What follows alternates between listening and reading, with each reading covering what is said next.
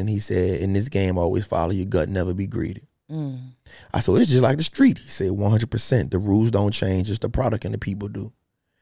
And he told me, in actuality, business people are actually more treacherous than the streets, because in the streets, you know they're going to kill you. In business, they'll do it with a smile. No, this is about to be interesting. Before we even go any further, tell everybody what you do, Trap. We teach people how to invest in the stock market, but more so, I like to say we like to help people heal from their financial trauma. You have had a tremendous amount of success. Donnie was my first coach, y'all. I was your first business coach. I should buy you an award. Because he was my most challenging client ever. And I'm like, man, Trap, you show up as you all the time. Wall Street looks like you. And so he's like, yeah, that's right. Wall Street looks like me. And then he's like, Wall Street looks like us. And I'm like, Trap, that's it. That's it. Wall Street looks like us. Now. Before we begin this episode of Full Transparency with Donnie today, I want you to notice that you are not watching this episode on the Social Proof Podcast Network. It is not on the Social Proof Network, but the podcast show itself is still a show from the Social Proof Network. There hasn't been any split. There's no bad news. There's nothing you guys should be concerned about. David and I are testing new strategies as a media brand. We want to build multiple networks, and we want to show that we can do this over and over and over again. So you are now watching Full Transparency with Donnie on the Donnie Wiggins actual YouTube platform. And again, here we are at another humble beginning. And guess what? We're going to keep going and growing and going and growing. So before we get started, I want you to hit the subscribe button right here so you can receive notifications of whenever we have information popping up for you on the Donnie Wiggins channel. And with that said, welcome to another episode of Full Transparency with Donnie Wiggins. I am so excited to be here. I'm probably more excited about this conversation than I have been about any conversation that I've had in a very long time, because I have someone really, really special sitting next to me. And I have to say this about you. Okay. On my way here this morning, I was thinking about your journey, thinking about what I know about you, and thinking about the things that I know that you've had to go through. And I just want to first give you your flowers as a Black man that has completely turned his life around. Someone who used to, I would even go as far as saying, not value life at all, to placing your number one value into positively impacting the lives of other people. You deserve your flowers in the literal sense. And I applaud you. To one of my besties, one of my favorite people in the world, I want to welcome you guys and introduce some to the Wallstreet Trapper. I feel like I heard a I feel like I heard that happen just now. You know I love you. I do. You're definitely my favorite woman in the world. Yes. I think we have grown. You've watched me grow. You've always been in my corner. Made my first 7 figures with you. So that's always going to be a lot. And then just the friendship that we have. So thank you so much. And you're right. I went through a long phase of my life, period of my life, where I didn't value my life because I didn't know how to. And when you don't know how to value your life, you have all the wrong things in place as metrics or measuring sticks of which you place value on. Yeah. And living in freedom, nor was love high on my list. Living in freedom. No, this is about to be interesting. Before we even go any further, tell everybody what you do, Trap. The main thing is we just help people buy their freedom back using the stock market, whether it's buy and hold, whether it's using the options game. We know we live in a state where racism may seem like it's the thing that's in your face, but classism is the thing that truly is suffocating people. And so we're in a time now where there's so much information out, but people get overwhelmed with information. They don't have people that really teach it to them in a way that they can understand. Yeah. And not just teaching people. Now it's making people have the belief system that they can execute in a way, that they can replace their retirement by taking control of it, taking control of their own financial freedom. So that's what we teach people. We teach people how to invest in the stock market, but more so, I like to say we like to help people heal from their financial trauma. Heal from their financial trauma. Growing up, were you a good student? I think I was a good student, but I had so many outside issues. School was never the real focus. One of my friends told me this a while back when I first started this journey. He said that you're really a nerd in a street dude body. And that sticks with me till this day. And in the beginning, when he first told me that, I felt some kind of way about it, right? I felt like he was checking me, like I wasn't with what I was with. But essentially what he was saying was, if you wouldn't have gone through or going through the things you are, you would be somebody completely different. And as I got older, that started making sense to me, because I'm a brilliant dude. I'm brilliant. I'm smart. I love reading. But sometimes circumstances override talent. Circumstances override talent. Can you talk to me about some of the circumstances that you've had to face that were suppressing your talent? I think it started early, watching my mama get shot. I was 9. I watched my mother get shot 6 times. I was about 100 yards away from her. So that, at an early age, she survived. She's still living. Okay. That was a traumatic experience that I harbored for a long time. And then maybe a few years later, watching her attempt to overdose. And for a while, I felt like my mother put the streets before me. So that's why I said in the beginning that love wasn't high on my list. Because I've watched someone who you innately love. I know there was love for me there, but her circumstances and her addictions and her demons put me on a back burner. So then at 16, I go to prison for attempt murder on robbery. But from 13 to 16, I was literally homeless. You were literally homeless, like literally living on the street? So I was sleeping. So I went live with my uncle in Delaware for about 45 days. But it wasn't that he put me out, but he sent me back home because I was too much trouble. I went out there and caught an assault charge, a robbery charge. I was already hustling, selling crack out there, gambling out there, doing just a lot of unnecessary stuff. So my uncle was like, bro, you got to go home. You messing my house up. What was the motivation behind the streets? Like, is this just being a product of being born and raised in New Orleans? Was a job not an option at that age? So I remember I've never said this before. I remember at like about 14 years old, I took my birth certificate and I changed the name. I changed my date of birth on it. And I got this job at McDonald's. I was 14. I told them I was 17. Okay. And damn, I used to take all the chicken nuggets because they used to come in this bag. The chicken nuggets, all the meat, all the ice cream that comes in a bag. And I would sell it to my homies in the hood. Flipping nuggets for real. I would make my partners know this. I would make them come to the McDonald's and we would send it out the back door. I was sending it out the back door.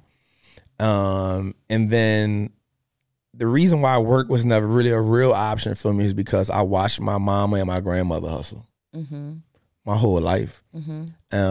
And being a product of New Orleans, you don't see success too much in New Orleans. Yeah, New Orleans is different. Yeah. Like, people talk about the hoods that they're from all the time. You got Detroit, you got College Park, Georgia, you got Philly and all these different places. But New Orleans is really a world of its own. Yeah. Culturally, it's one of the richest, to me, it's the richest city culturally that you'll go to. I agree. I'm so grateful for being from New Orleans. We don't want to mess this interview up. I am. Why you always have a problem? Why do you always have a problem with me saying where I'm from? You from Atlanta. We got that in common. Okay, carry on. We're back to the culture.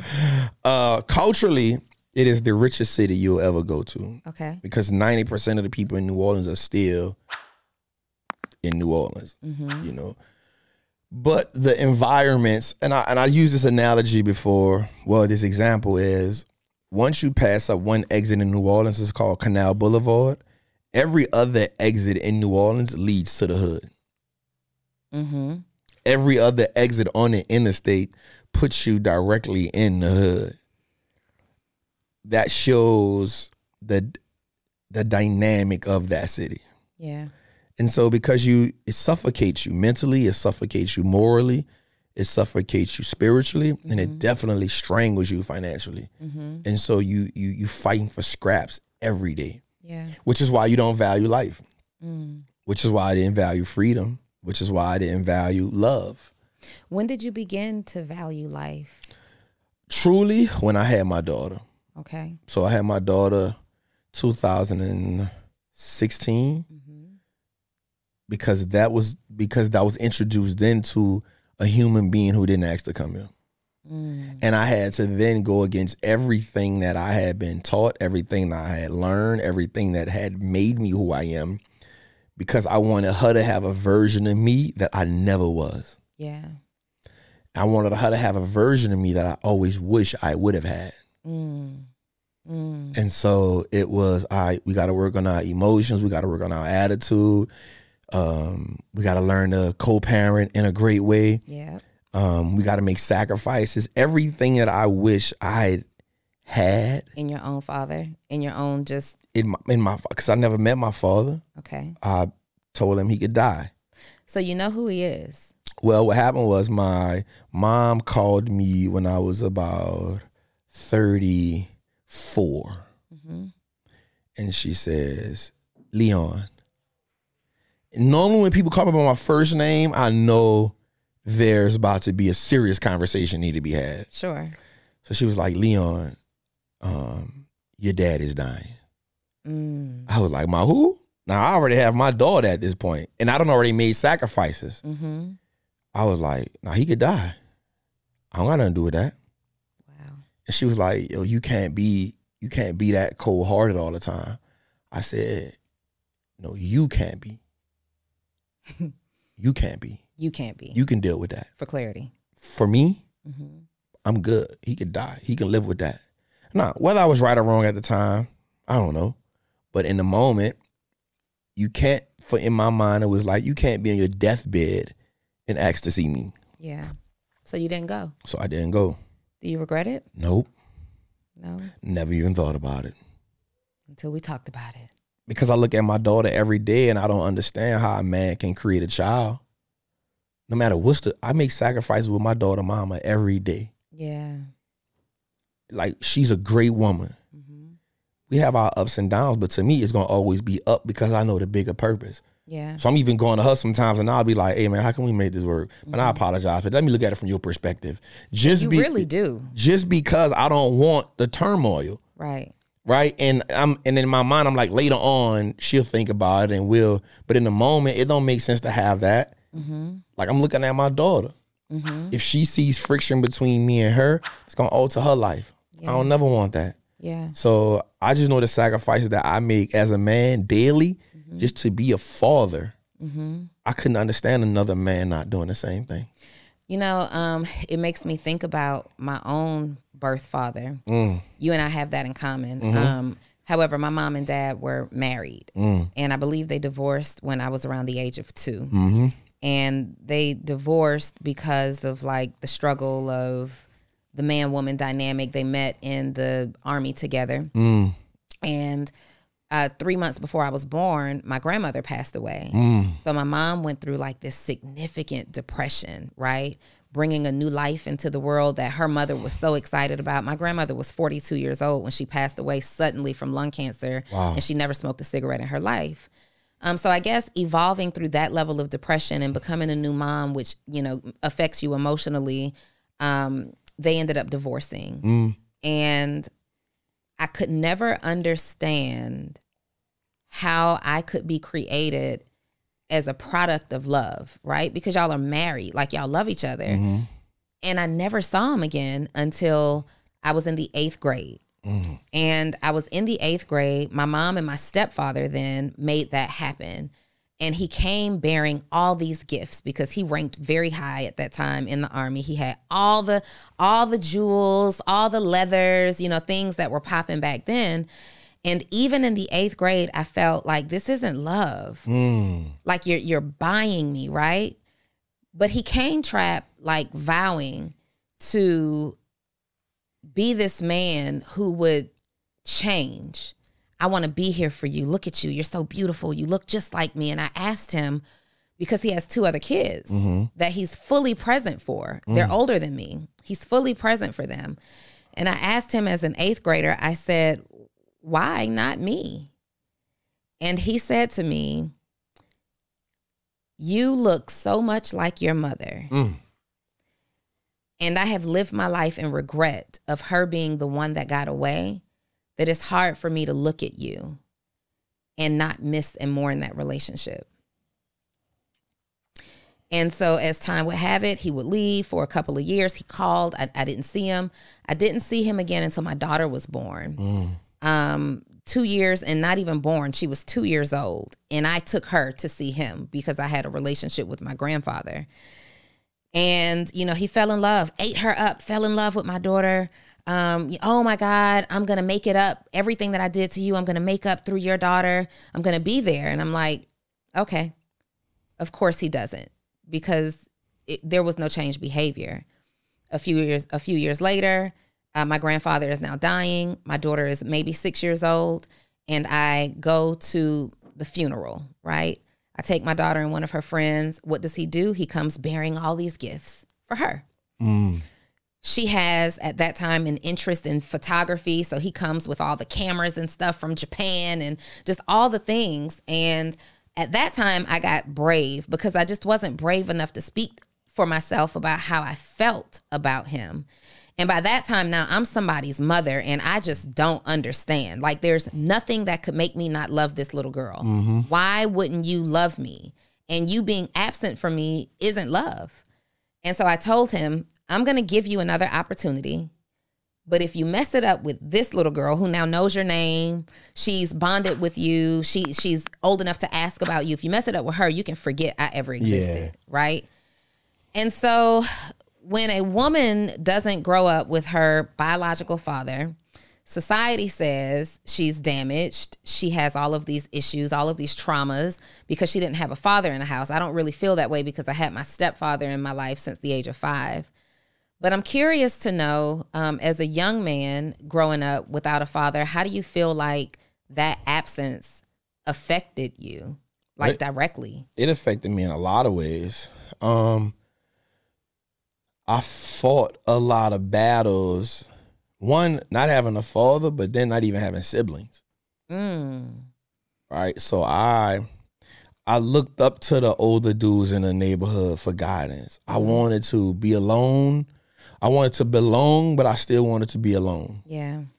So I looked at the gangsters. I looked at the old heads to teach me, to help me navigate, which is why violence was so easy for me. Part of it was, what do you call it? Rebellion. Yeah, for sure. It was misplaced anger. And so, you know, I think about it sometimes, like being in prison and my father not writing me to tell me how to get through this. Me having to learn and being in prison and watching. You know, I've seen dudes get raped before. I've seen dudes get set on fire before. And like wanting to have a father to ask him, how do I navigate this? How do I, you know, being homeless and being like, damn, I wish I had my dad here. You know, even coming home from prison, not having him there, you know, learning how do I deal with women? You know what I'm saying?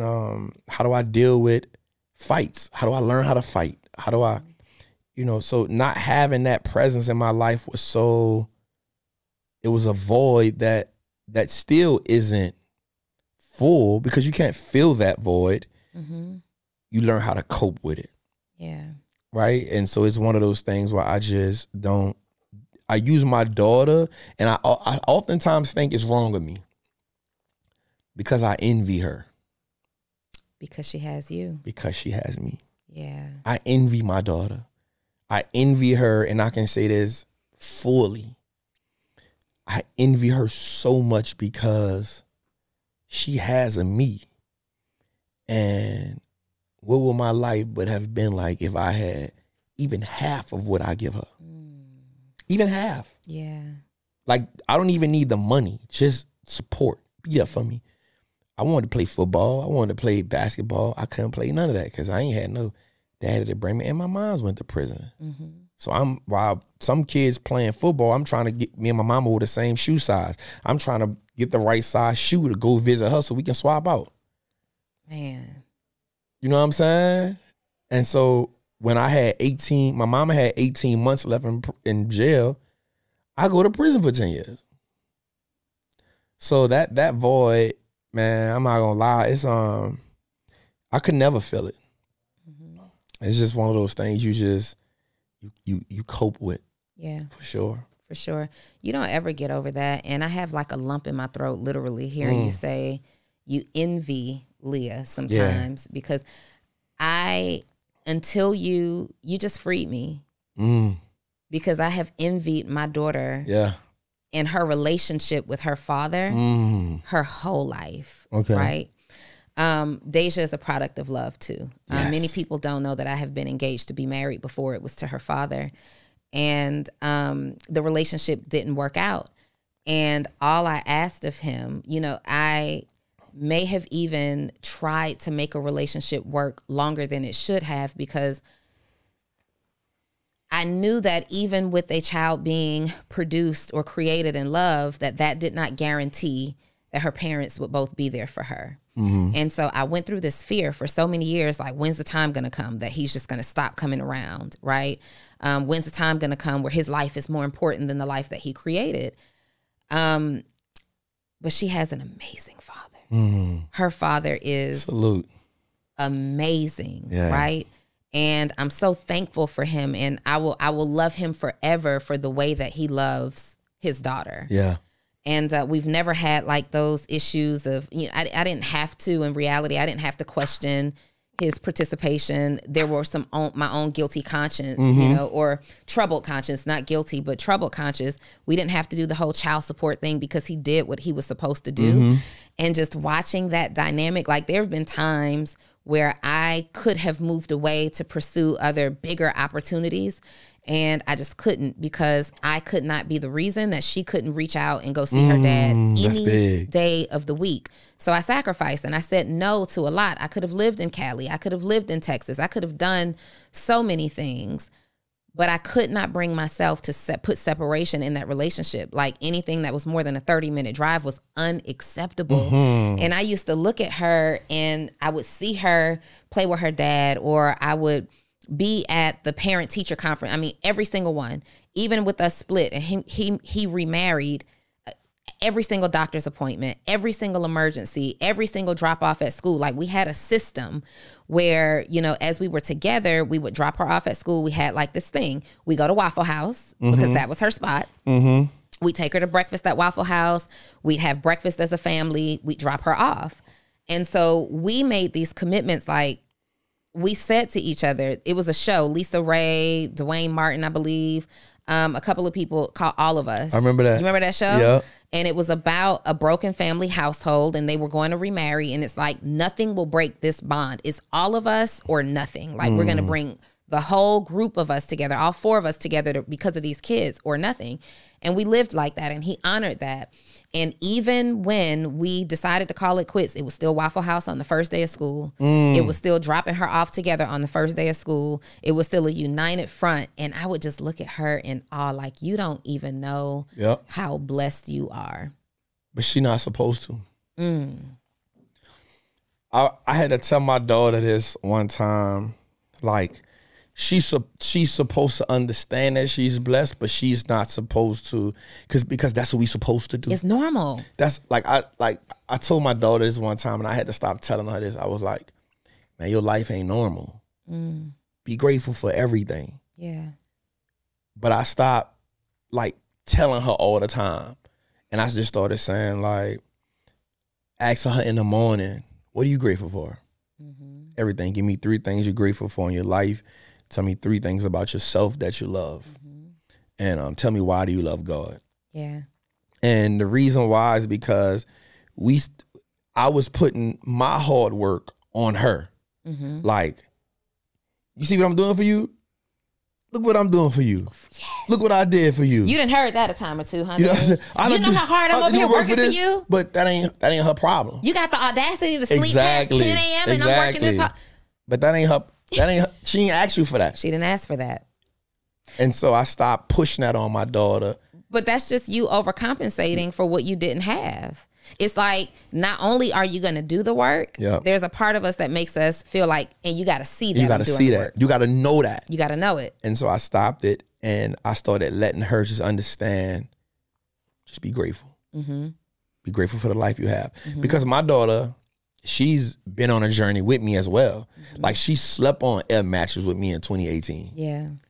Like, she knows what it was like. If she was young, she probably don't grasp it all in her mind. I just want to be with my daddy. But she was there with me on that journey. So I always just tell her, like, just be grateful. Be grateful for the food. Be grateful for the roof over your head. Be grateful for that. And I stopped telling her, like, you don't know how blessed you is. No, she do. Yeah. They do. And as parents, I think. But that void was that dad void. But even my mama was a void in my life. You know, I went through, which affected me, you know, I talked to you about it, about with relationships. I felt abandoned.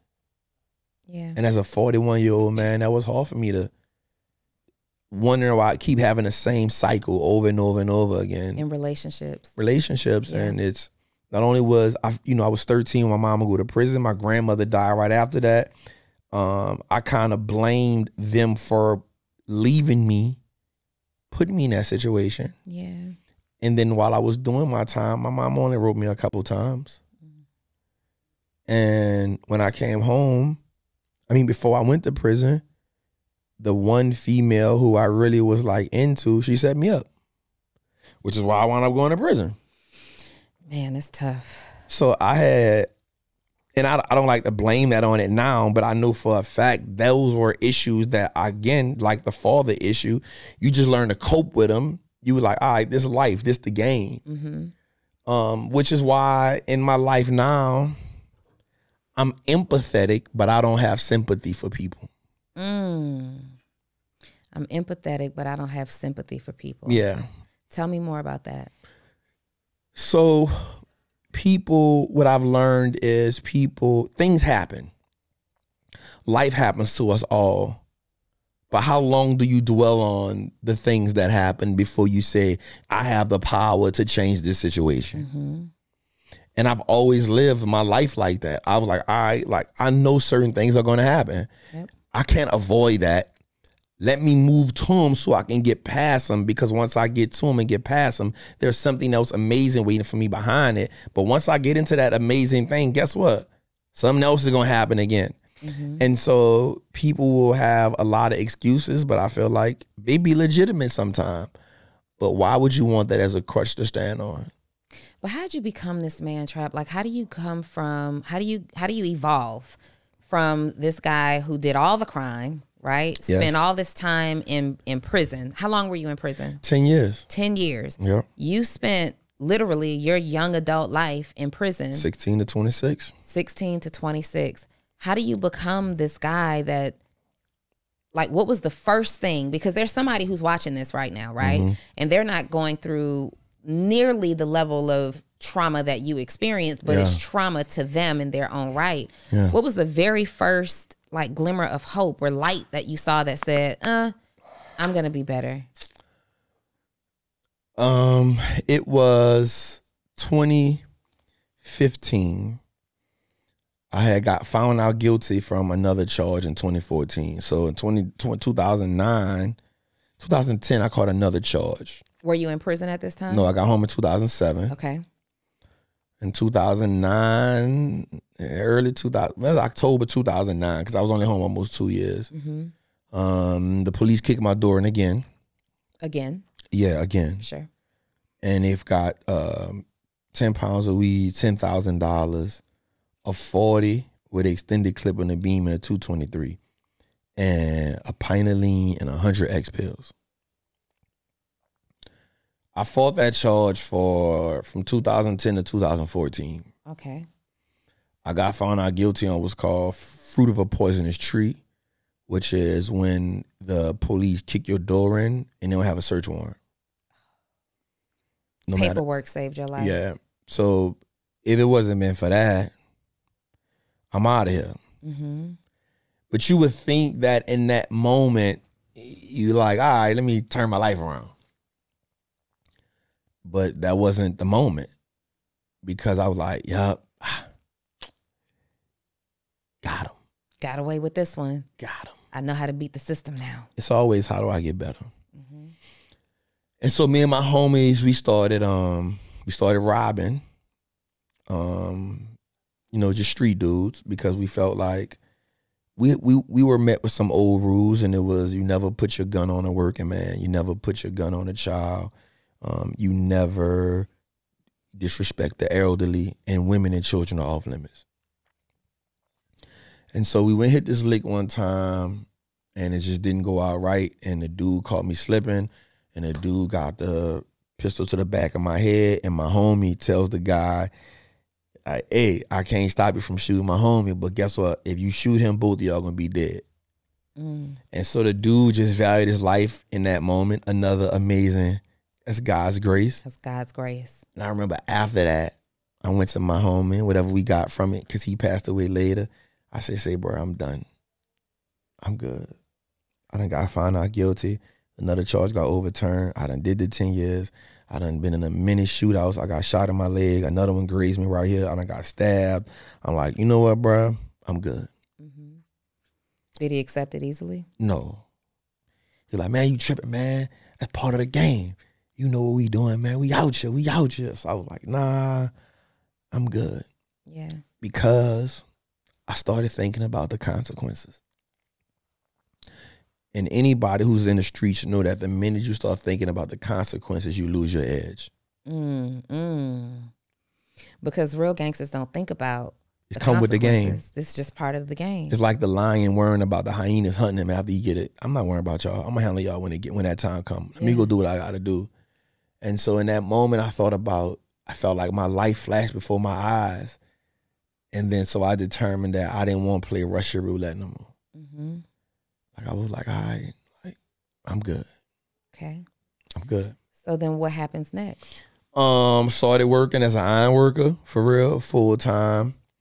I had already been working it a little bit because I was welding, but I wasn't really taking it serious. Is that the only job that you could get as a felon? It ain't the only one, but it's the one where you probably can make the most money. Okay. It's a high risk job. It's a high risk, yeah. So I was welding, doing ironwork, building stadiums, building power plants. So I went to Baton Rouge and built 2 power plants out there. And then I moved to Atlanta in 2015. Mm-hmm. I did the Falcon Stadium. Okay. That's when I really started taking investing serious, because I was making like $2,000-$3,000 a week. Working in ironwork. Uh-huh. Okay. How'd you even hear about, like, how did investing even cross your path? So when I first went to prison when I was 16, I ran into this white guy. I was in a hole, was in solitary confinement. And he sees, I think he was just having a moment. He saw so many black dudes in this small area. Mm-hmm. And he was just like, yo, y'all playing the wrong game. And in my mind, I was like, nigga, you in here with us. You right here next to me. What game you playing? But when you're in prison, you get this red band so you can understand who's who. Okay. So I had a red band on, which means I had a attempted murder on robbery charge or a violent offense. And he had a red and white band, which means you're on a federal offense. And kind of like in prison, there's like this hierarchy. Mm-hmm. Like if you're in the feds, you done did something. Okay. And so he had that on. So you like, all right, bro, what the hell you talking about? And so he was like, man, I don't mean no disrespect, but man, you gonna spend the rest of your life in here. You're not gonna change. And I was like, well, bro, you ain't here with me though. And so he was like, listen, broke it down to me. He was in there for embezzlement, 2.8 million, paid restitution on 800,000, kept the 2 million. I was like, what the hell? And the dope part about prison is like, you can lie, but if somebody said, let me see the paperwork, and you see it in the paperwork, you know it's real. Right. So he had the paperwork. 18 months. I was like, oh, crap, you about to go on a 2 million. Mind you, I had never saw 2 million wrote on a piece of paper, let alone saying somebody had it before. Right. And so for the next 45 to 60 days, man, I just talked to him. And he was telling me like wealthy people stop trading time for money. Wealthy people start making their money work for them. Wealthy people give value to people. The value to people part I didn't learn until I became an entrepreneur.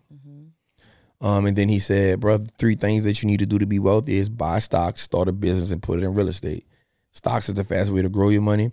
A business is how you create your own money, and real estate gonna help you pay less taxes. Okay. And that was my blueprint. And so the rest of my 9 and some years in prison, I just studied the market. I came home and thought I was going to be real brilliant. I thought I was going to be able to go back in the streets because this is what I know, and then take all my dope money and put it in the stock market. I just thought that was the most brilliant idea in the world. What? It didn't happen that way? Nah. No? I thought it would work that way. It made so much sense to me. They would never know. They will never know. This is genius. This is genius. I could go rob them, sell that, put it back in the stock market. They're not going to know. They're not going to know. And to my surprise, that didn't work. It didn't work. They're gonna I see how they're gonna find out here. Maybe they're gonna know. It didn't work that way. But one of the most brilliant things happened to me. I had an epiphany. And that's why I'm such a lover of God. And I'm maybe your show is not that kind of show, and I apologize, but I love God. Never apologize about praising God. Yeah, I love God so much, man, because He's guided me through so much. And I remember when the people kicked my door in, I was watching CNBC. And, well, I wasn't, but the TV was on CNBC when the people brought me upstairs and they had me handcuffed and sitting in the chair. And the man said to me, you got to be one of the stupidest people I ever met, or either you just ignorant. You're watching the stock market and all of your welding utensils are right here. Why the hell you selling dope? I said, I don't sell nothing. But in my mind, I was like, damn, he right. You felt judged. I felt like, you got to be this big. Yeah. Cause it was just like, bro, like, why you not just using your work money to, but I was just like, that don't make no sense. That's stupid. I sell drugs. But I did have about maybe like $10,000, $15,000 in the market. And when they froze all my stuff, they did not freeze my stocks. Probably because they didn't expect you to have them. They didn't even know to go look for that. And that made me angry and happy at the same time. Unpack that. Angry because I felt like, why don't you all think I'm smart enough to do this? Ego is kicking in.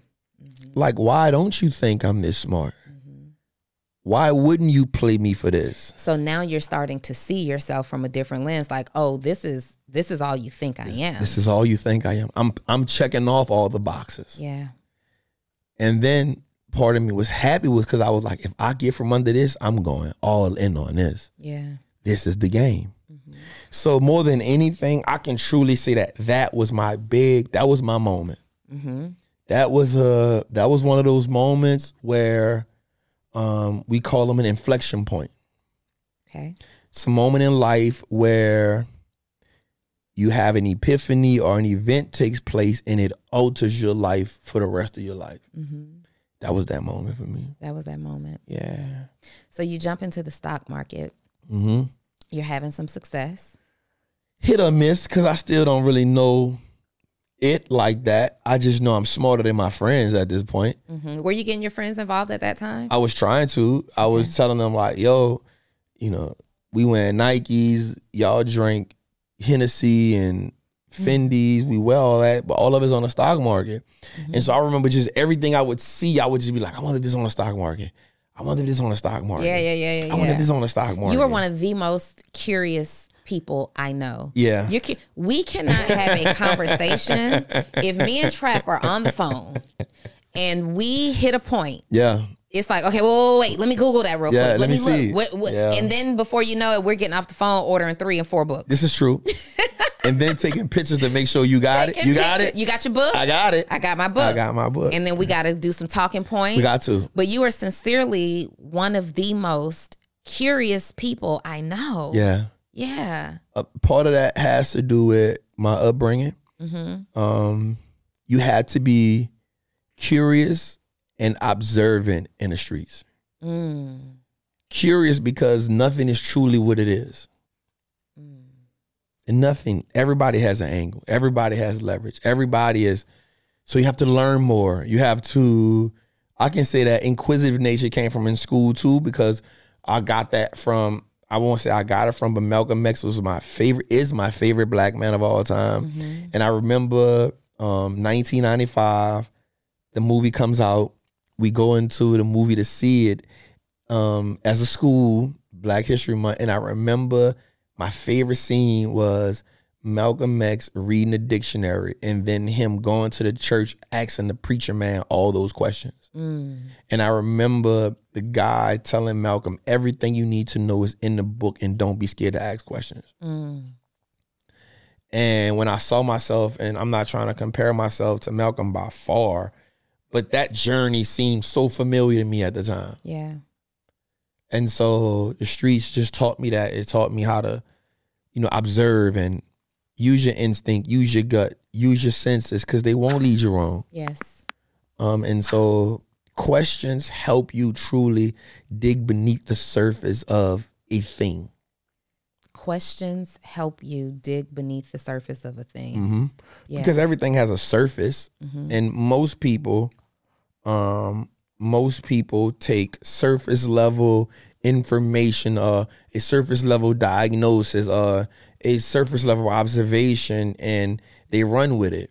They don't question that. But when you question, everything that you question helps you get a deeper understanding. And the more you understand about something, the better you are able to maneuver around it, the more you are able to take advantage of it, leverage it. So being inquisitive, being observant, being curious has always been something I've never been afraid of or ashamed of. Yeah. Who was your first mentor? It depends on what level we speaking. Okay. If we talking life, I can talk about, before prison, my life is in phases. So we gotta ask ourselves, are we talking before prison, during prison, after prison, as an entrepreneur? Okay. You gotta be more specific. Give me all of them. Okay. In prison, who is your mentor? I had this guy named Ronnie. Ronnie was from the Magnolia Project. Ronnie was probably the smartest man I ever met. He introduced me into knowledge of self in the 5% Nation. And that was groundbreaking for me. Okay. The first time I ever heard a man say, "You are God." And I said, "What?" What? He said, "You are God. Yes. Treat yourself like that." Yeah. And then he just introduced me into this information that just blew my mind. Clarence 13X, the unorthodox Islam, which is the Islam that Malcolm X converted to after he got out the nation. 5% Nation even taught me more about the nation, told me about the Moors, told me just about myself. And I remember this book he got me on called Nile Valley Contributions to Civilization by Anthony T. Browder, and another book called The Browder Files. Those two books was the first time that I realized that Egyptians were black people. And I was like, whoa, this is deep. Yeah. And he just opened me up to just who I am. And I started seeing myself different. Started seeing myself as like a king. And I was like, oh, okay, I get it. After prison, I came home from prison, just OGs in the street that had done made it. But then when I became an entrepreneur, Got to give it to my bro Pocky from Hood Estates. Yeah. You know, we ain't seeing eye to eye right now. We just grew. That happens. But he was so pivotal in my life. Because I watched him be a man to his wife. I watched him de-escalate situations. I watched him be a father. Yeah. I watched him be a businessman. I watched him be a friend to me. I watched him be a man of God. I watched him cry. I watched him be frustrated. I watched him make relationships in business. Yeah. I watched him try to put his family on. I watched him intake somebody that he did not know and say, God told me to tell you something, bro. Yeah. And so those 2 years that we just were with each other so much, I can truly say that that dude introduced me to this life. Okay. From a perspective of getting those mansions in Orlando, I get them now for my family. Yeah. Getting on my first yacht. Yeah. That was all him. And I remember and he didn't ask me for a dime. He just said to me one day, you won't go half on me with these houses. One day, you'll get them yourself. And at the time, I wasn't even going half with him yet. Yeah.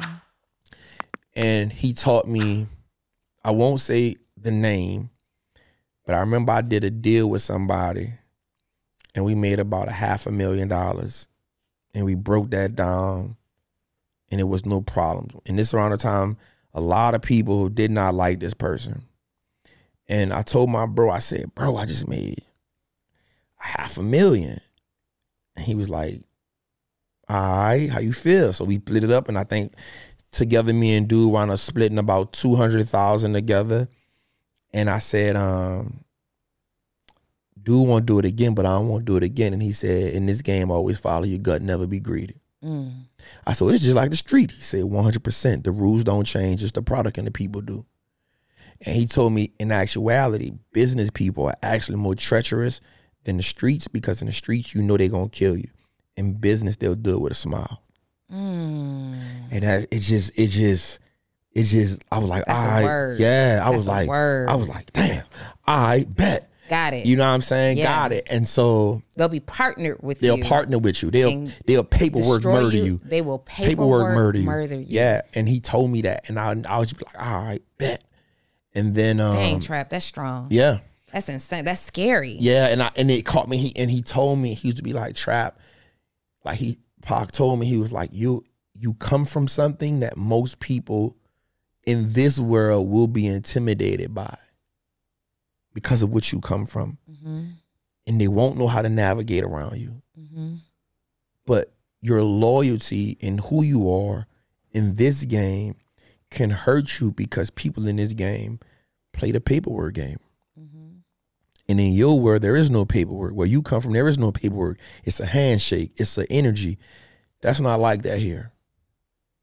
And so watching him navigate business deals was so important for me. And then he told me one day, as you become successful, this will get boring to you. It won't be about the money. It won't be about the yachts. It won't be about the private jets. What's going to truly get you happy is seeing other people, you exposing other people to it. Yeah. Because you can only do so much for yourself. Which leads me to, you have had a tremendous amount of success. Donnie was my first coach, y'all. I was your first business coach. You weren't the easiest person to coach, though. You were, in fact, early trap. At least for me. Let me say this. I respect you so much for being at the level that you were at that time and choosing a woman to be your business coach, right? Yeah. Especially with all of the ingredients that make you who you are. Yeah. You come from a lane where that's not a woman's business. Yeah. You protect women and children. This you is don't true. include them This in is true. your business, This right? is true. And we met me, you, and David were out. Y'all were having dinner at a restaurant across the street from where I used to live. Yep. And Dave's like, yeah, we're in your area. Come through. You know, whatever. And we ended up meeting, and we're just sitting there talking business. Yep. We always talking business. Always talking business. And it's so interesting because people are always so shocked. I don't think enough people know what I do. Yeah. And I have said so many times that what I do doesn't require me to necessarily run ads or, you know, it's a lot of word of mouth, organic relationship building. Yeah. And we sat at that table for like 2 hours. Yep. I remember walking over there, and you immediately identified like, okay, there's something here. Yeah, I did. Yeah. Yeah. And Trap got right to it, y'all. Yep. Trap got right to it. That next day, we talked about what it looks like what does it look like for you to coach me? What does it look like? What's the price? And you didn't like that answer. I was like, that's too much. I told Trap $120,000. Okay, it was something like that, $120,000, and he's like, "Yo, what you do again?" Like, let's negotiate a little bit. Man. How is this gonna help me? So yes, we did end up negotiating, but I told you in that moment. Yep. I didn't know how much, because before we even went into business agreement together, you said like, yo, look, I'm gonna let you know in advance. I got trust issues. I don't talk to nobody about my business. This is new for me. So you're gonna have to work with me. Yep. And I'm like, oh, this is what I do. Yep. I get into people's businesses. And in my mind, when you hire a business coach to help you in your business, you have reached that point where you are ready to be fully transparent and give insight. Y'all, this man, to this day, 4 years later, 3 years later, has been still. I should buy you an award. Because he was my most challenging client ever. Donnie, we got to fix this ad problem. Okay, Trap, let me give me access to the system. I ain't giving you no access, man. I ain't giving you no access. Fix it without getting access. Trap, how I'm supposed to see what's wrong if you don't let me get into the system? Well, I'm gonna get such and such to give you access. Yeah, but the access that you gave me, I can't see the reports that I need to see. And so we went through, and so then we get on a Zoom together and he log into the reports, right? And show me the pieces that he want. And then he unshare his screen to go to the next part because he didn't want me to see whatever flashed up. And I'm like, yo, this is, and so our weekly sessions were supposed to be 1 hour, but they ended up being like 4 hours every single time because there was this fight. We were fighting like brother and sister. It's like this fight. Yeah. Like, why? Come on, Tribe. Why we got to start every call like this? And I would text him the night before, like, we good? Yeah, we good. For tomorrow? We good. And we get off the call. Sometimes I'm heated. Like, I remember saying, like, I can't work like this.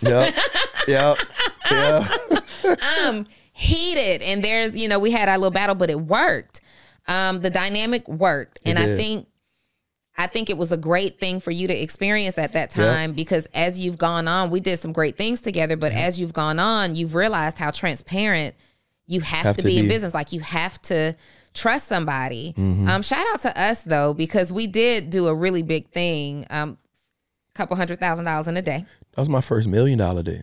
Yes. Oh yes. Yep. Because it ends up growing. Yep. But we stopped counting. So Trap and he did this event, right? Yep. Oh, we got to tell this story, Trap. This is a good story. So everybody always wants to know our story. What's the thing with Donnie and Trap? Because anytime like Trap will comment on my post or something, he's like, I love you, my soulmate. And I'll go to your page and I'm like, hey, soulmate. But you really are my soulmate. You're my person. You are my person. I tell you that all the time. All the time. We have said this for years. Trap is my person. This is facts. And what that looks like is different depending on the dynamic. But Leon Howard 100% is my person. You hear me?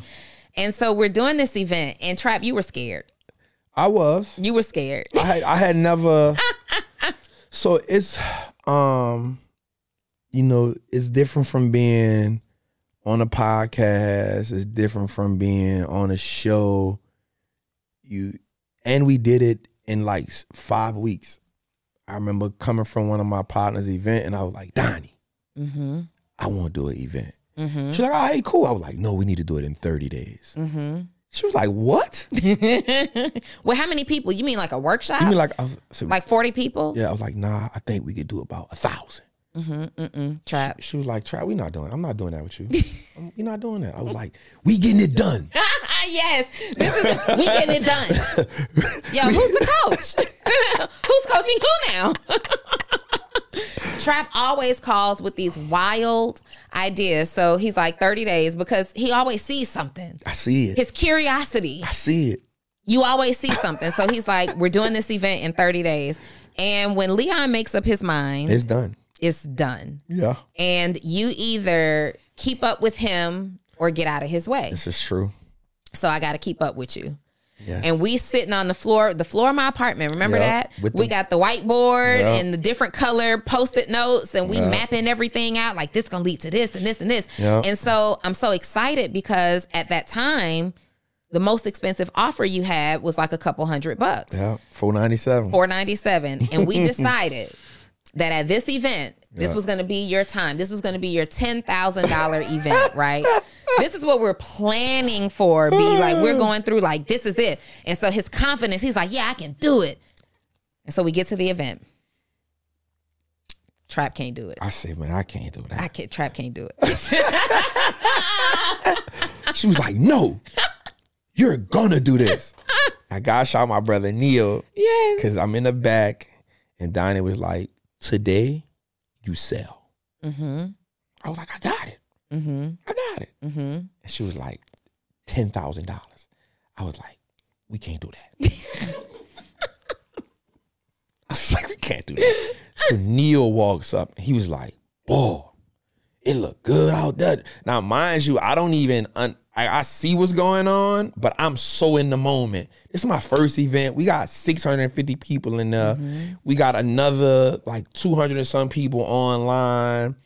And we had this dynamic where literally it was a workshop, but it was damn near like the Donni and Trap show. Yeah, for sure. Because I'm talking to her on stage, and that's what's keeping me in my moment. I'm in the back of the room. She in the back of the room, so I'm looking at the people, but I'm searching for her. I'm like, just focus on me, Trap. Yeah, focus I'm searching for her. So like I would go in these moments kind of like Tootie does where he bring, but she's by the guy with the audience. She's like, right now. No. Right now. Is she doing this to me? Yeah, bring it up. Bring the energy. You know what I'm saying? So I'm watching her for that. And so we go in the back and Neil comes and Neil was like, oh, this is a $10,000 offer. Easy, bro. Probably 15. I was like, are you out of your mind? You gotta be crazy. So I'm like, 5,000. Neil was like, what? So Donnie said 7,500. And I was like, all right, Donnie, what are we selling again? Don't worry about it. Don't worry about it. Take this paper. I had wrote some stuff down on the paper. I said, what is the paper? She said, don't worry about it. Here's what you write on the paper. She said, I'm going to write this on the paper and I want you to just do this. Close the paper. And every time you go into trap mode, wave the paper. Yo. Wave the paper. And then when you really go in trap mode, pat your leg with the paper. And remember this saying. I don't care what you say, because you're going to say some stuff that you don't know you're going to say. But say this. I'm going to allow you to come sit at the table with me to eat. Nobody else ain't going to allow you to sit at the table to eat like Trap. Hey, are you a service-based entrepreneur that helps your clients or customers get some type of result, but you're struggling to post and communicate your message on social media? You don't know how to type a caption that connects and gets people's attention and converts them from just someone who's following you on social to becoming your customer or your client?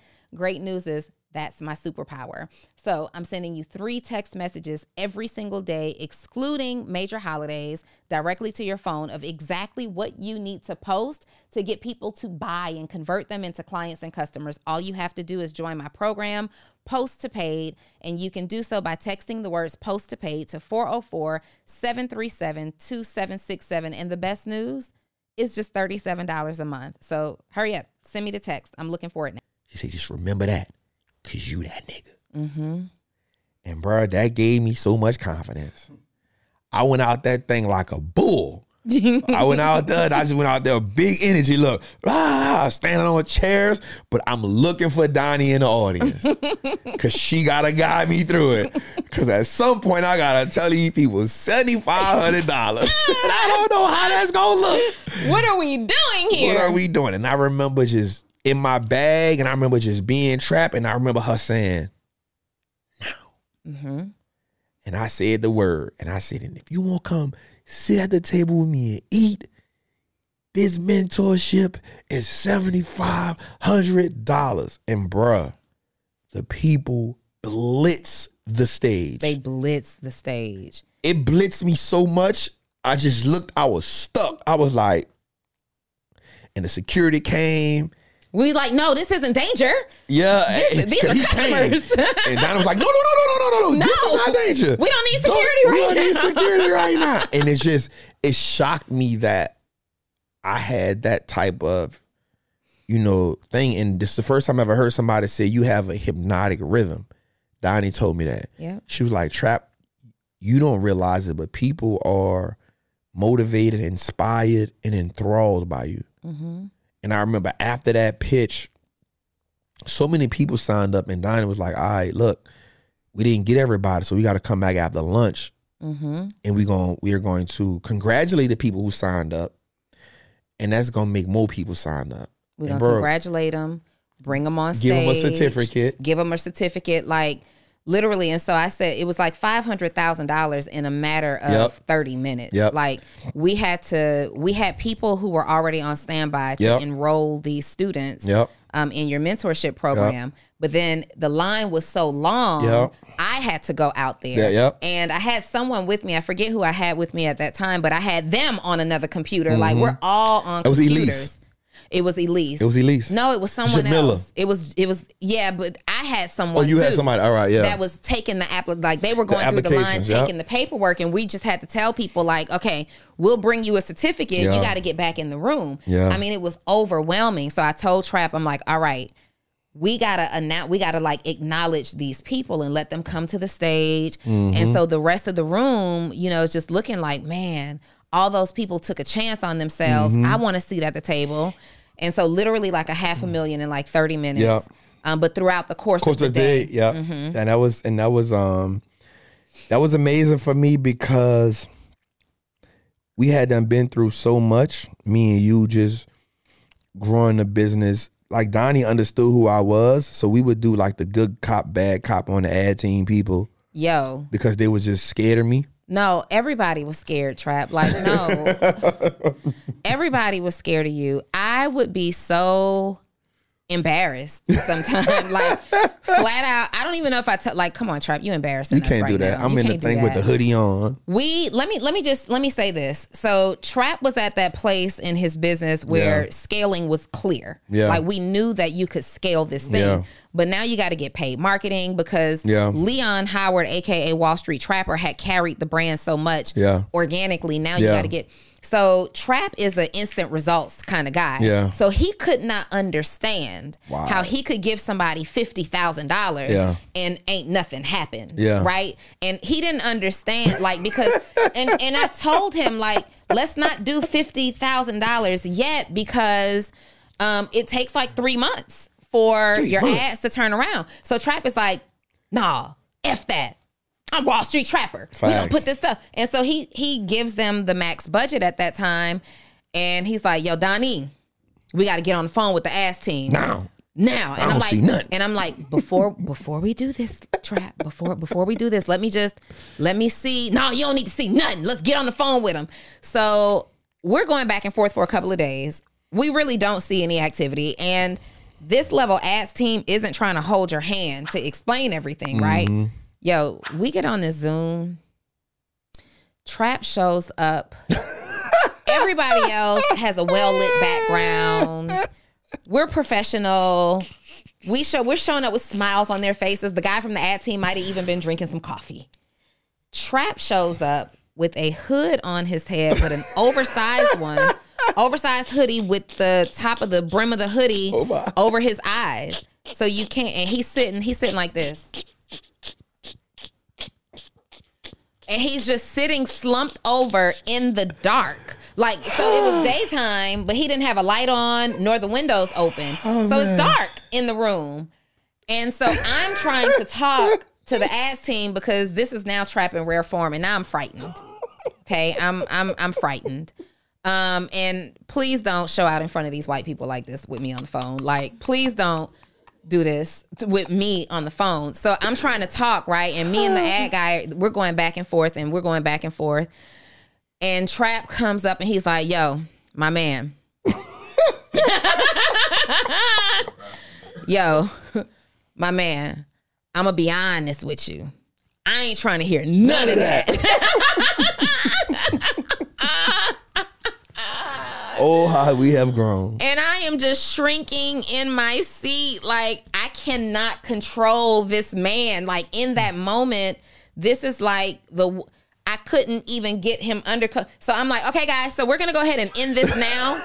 If you can go ahead and email those data points. It was hilarious, but that's how we became so close. Yeah. You had to get your feet wet, literally. With me, and you challenged me in a way, and then it ended up becoming. We had so many exciting moments. Yeah. Wall Street looks like us now. 2 o'clock in the morning. Phone no, call. It was not 2 o'clock in the morning. 4 o'clock. It was 4 o'clock in the morning. You still had the bonnet on. I had my bonnet. So let me tell y'all how disrespectful this client was. Okay, he gonna FaceTime you. It doesn't matter what time of day. He needed to see my reaction to everything he said. Yeah. So and Trap would call in the middle of the night, which was fine because I would call him in the middle of the night because we were always so excited about these ideas. And so one day, like 4 o'clock in the morning, if you knew me, Trap is the reason that my phone is on the type of do not disturb that you can't just call twice to get through. Because he understood that. He gonna call the first time, let that phone ring, hang up and call right back. Yes. So it's 4 o'clock in the morning. My phone rings. I'm startled. She said I'm startled. I answer the phone and I'm like, hello. And he's like, Donnie, what you doing? What do you think I'm doing at 4 o'clock in the morning? I'm asleep. I got an idea. I need you to get up. So he starts FaceTiming immediately. And you don't say no to Trap, right? So he starts FaceTiming, and I'm getting on. He's like, oh, you still got your bonnet on. That's good. You look good. Look. And you were at one of these mansions in Orlando that you talked about. And he's so inspired. He's up all night. And he ends up saying, we're talking about stuff. And you were talking about, I think this is when you had the appearance that you had to go to. Mm-hmm. And you had to literally go to Wall Street. Yep. And you were concerned about how you presented on Wall Street. And I'm like, man, Trap, you show up as you all the time. Wall Street looks like you. And so he's like, yeah, that's right. Wall Street looks like me. And then he's like, Wall Street looks like us. And I'm like, Trap, that's it. That's it. Wall Street looks like us. Now. Yep. Now. Because it's no longer the suit and tie with the button-up collar. Mm-hmm. This is what Wall Street looks like now. Wall Street looks like us now was birthed, and that was probably the most excited to this day I've ever seen you in your whole life. Yeah. That was it. It just fit. Everything went from Trapper to Wall Street looks like us now. And that's because in business, as long as it's about you, the business can only go so far. You have to bring people on a journey. People have to be inspired. And I was growing. Mm-hmm. All of those things are so funny because when I look at where I'm at now, some of those things still exist in me. They show up different. Like, I still don't just let people in my stuff. My people be asking me now, like, I need to get in. I be like, all right, I'm going to last pass you. I'll last pass you. Trap ain't giving no passwords away. I'm not giving them away. He'll give you the key to his crib before he give you the passwords to the system. The last pass. But I learned so much in that, and I was still developing. I gave myself grace to make those mistakes. Mm-hmm. I always had a bigger vision of myself. Mm-hmm. And I know that I needed to walk through certain things to get where I gotta go. Mm-hmm. So for me, it's always like let's get the mistakes out the way early. Yeah. Like, let me go straight on to the mistakes. Because again, I know on the other side of the mistake is what I'm really after. Yeah. So learning that, being able to, even being coached, like, I know that was against the grain, but for me, it ain't even much about who giving me the message. Who do I think can help me be positioned?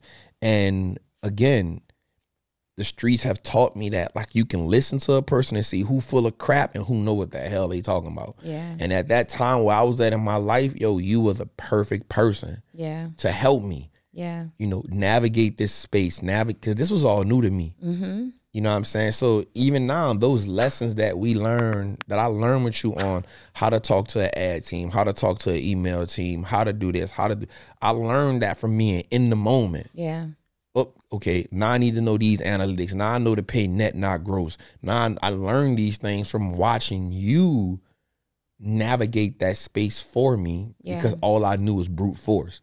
That is and that don't get you nowhere, and just in life. So I'm always grateful for that first coach, and I'm honored that it was you to help me navigate that space. I mean, I grew a lot at that time as well, because remember at that time, I only dealt with digital brands, and you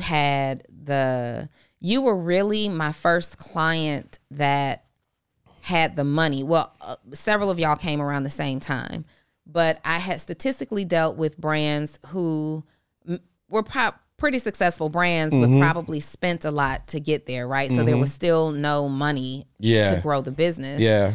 And you actually had access to the money, and you were one of my first clients that was willing to spend it. I'm like, Trap, we're going to have to do this. Okay, Donnie, how much is it going to be? Probably like 50 grand a month. And you were like, yeah. I mean, so I stretched in that way too, because you allowed me to help you at a bigger level than I had necessarily been able to help other people who may have been dealing with $5,000 that month in disposable income to do something with and to try some things with. And also getting through, like, dealing with teams and understanding what kind of teams you need and all these contractors and, you had staffing to deal with, and you just had all of the problems to solve for. All of them. All of them at one time. All of the problems to solve for. And here you are today. Yeah. Like doing it 10 times. You know what I see in you? I see you as a person who is constantly evolving. Like, you're willing to disrupt yourself. Yes. In a way to say, no, like, it can be better. Yeah. I can be better. We can figure out how to do this more efficiently. Like, you are a person, I see that you're a man who says, I'm not going to hide behind the accolades and the success that I've already accomplished. Because you, Trap, don't have to make another dollar to be good, right? For the rest of your life. But still, you find a way to challenge yourself and to take yourself to the next level. Like, your whole since I've known you, it's been, I got to be better. Yeah. I got to grow. I got to do better. Yeah. You agree with that? Well, it's because of what I come from. I truly feel like now I made it. I won. And I didn't win because I won monetarily. I won because I was able to escape the thing that was supposed to kill me. You won before you even started this game. I won before I became not just a statistic, but before I became a casualty of the game that was designed to execute me. So when I got here, I wanted to have fun. Yeah. But because of what my guy Pac told me, it was at the forefront of my brain.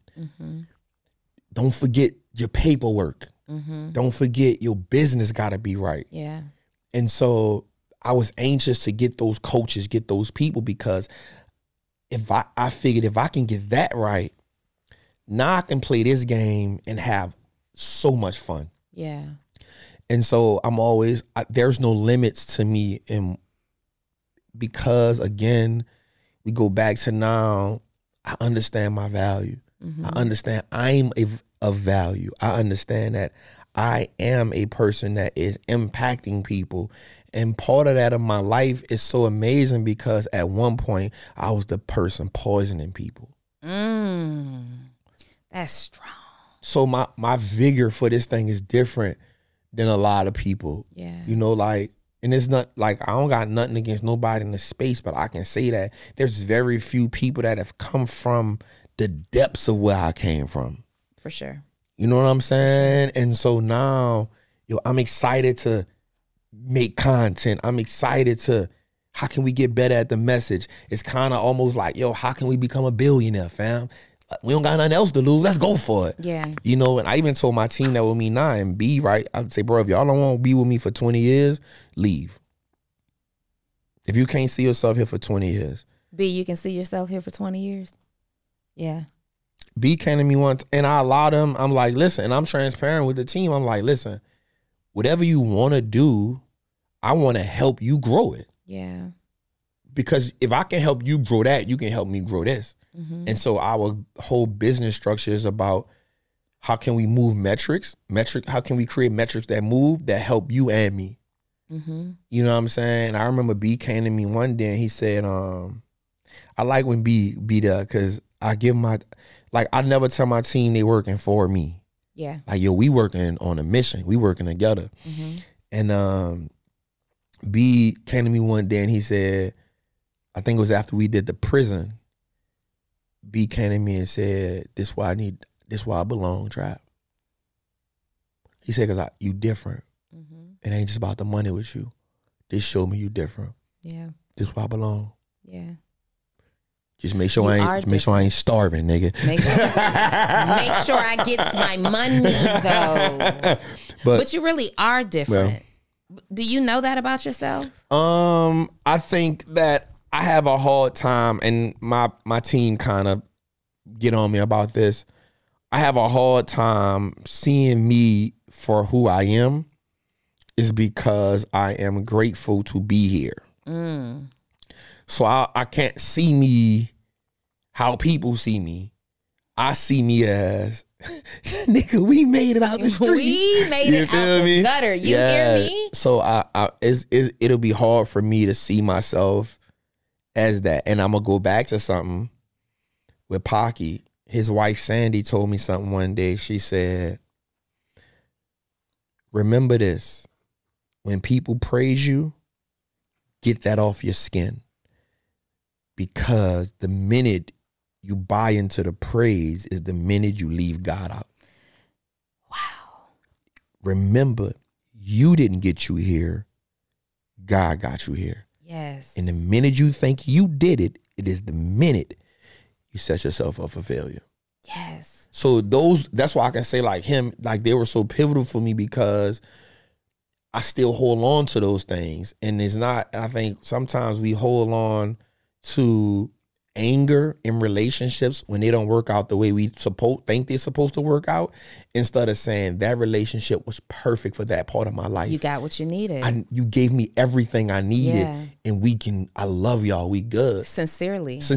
Yeah. And so that's one of the reasons why I will never see myself, and that may be to my detriment, but I don't care. I'll never see myself the way that the world sees me, because I know for a fact I just want to impact people. Yeah. But that's also one of the reasons. There are so many, but that's one of the reasons why you are different. Yeah.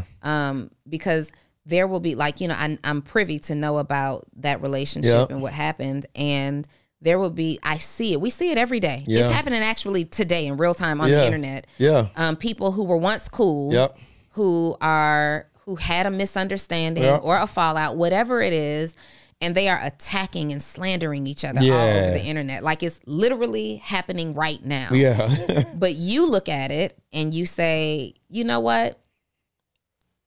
I got what I needed to get everything from that situation. And for that, I am grateful.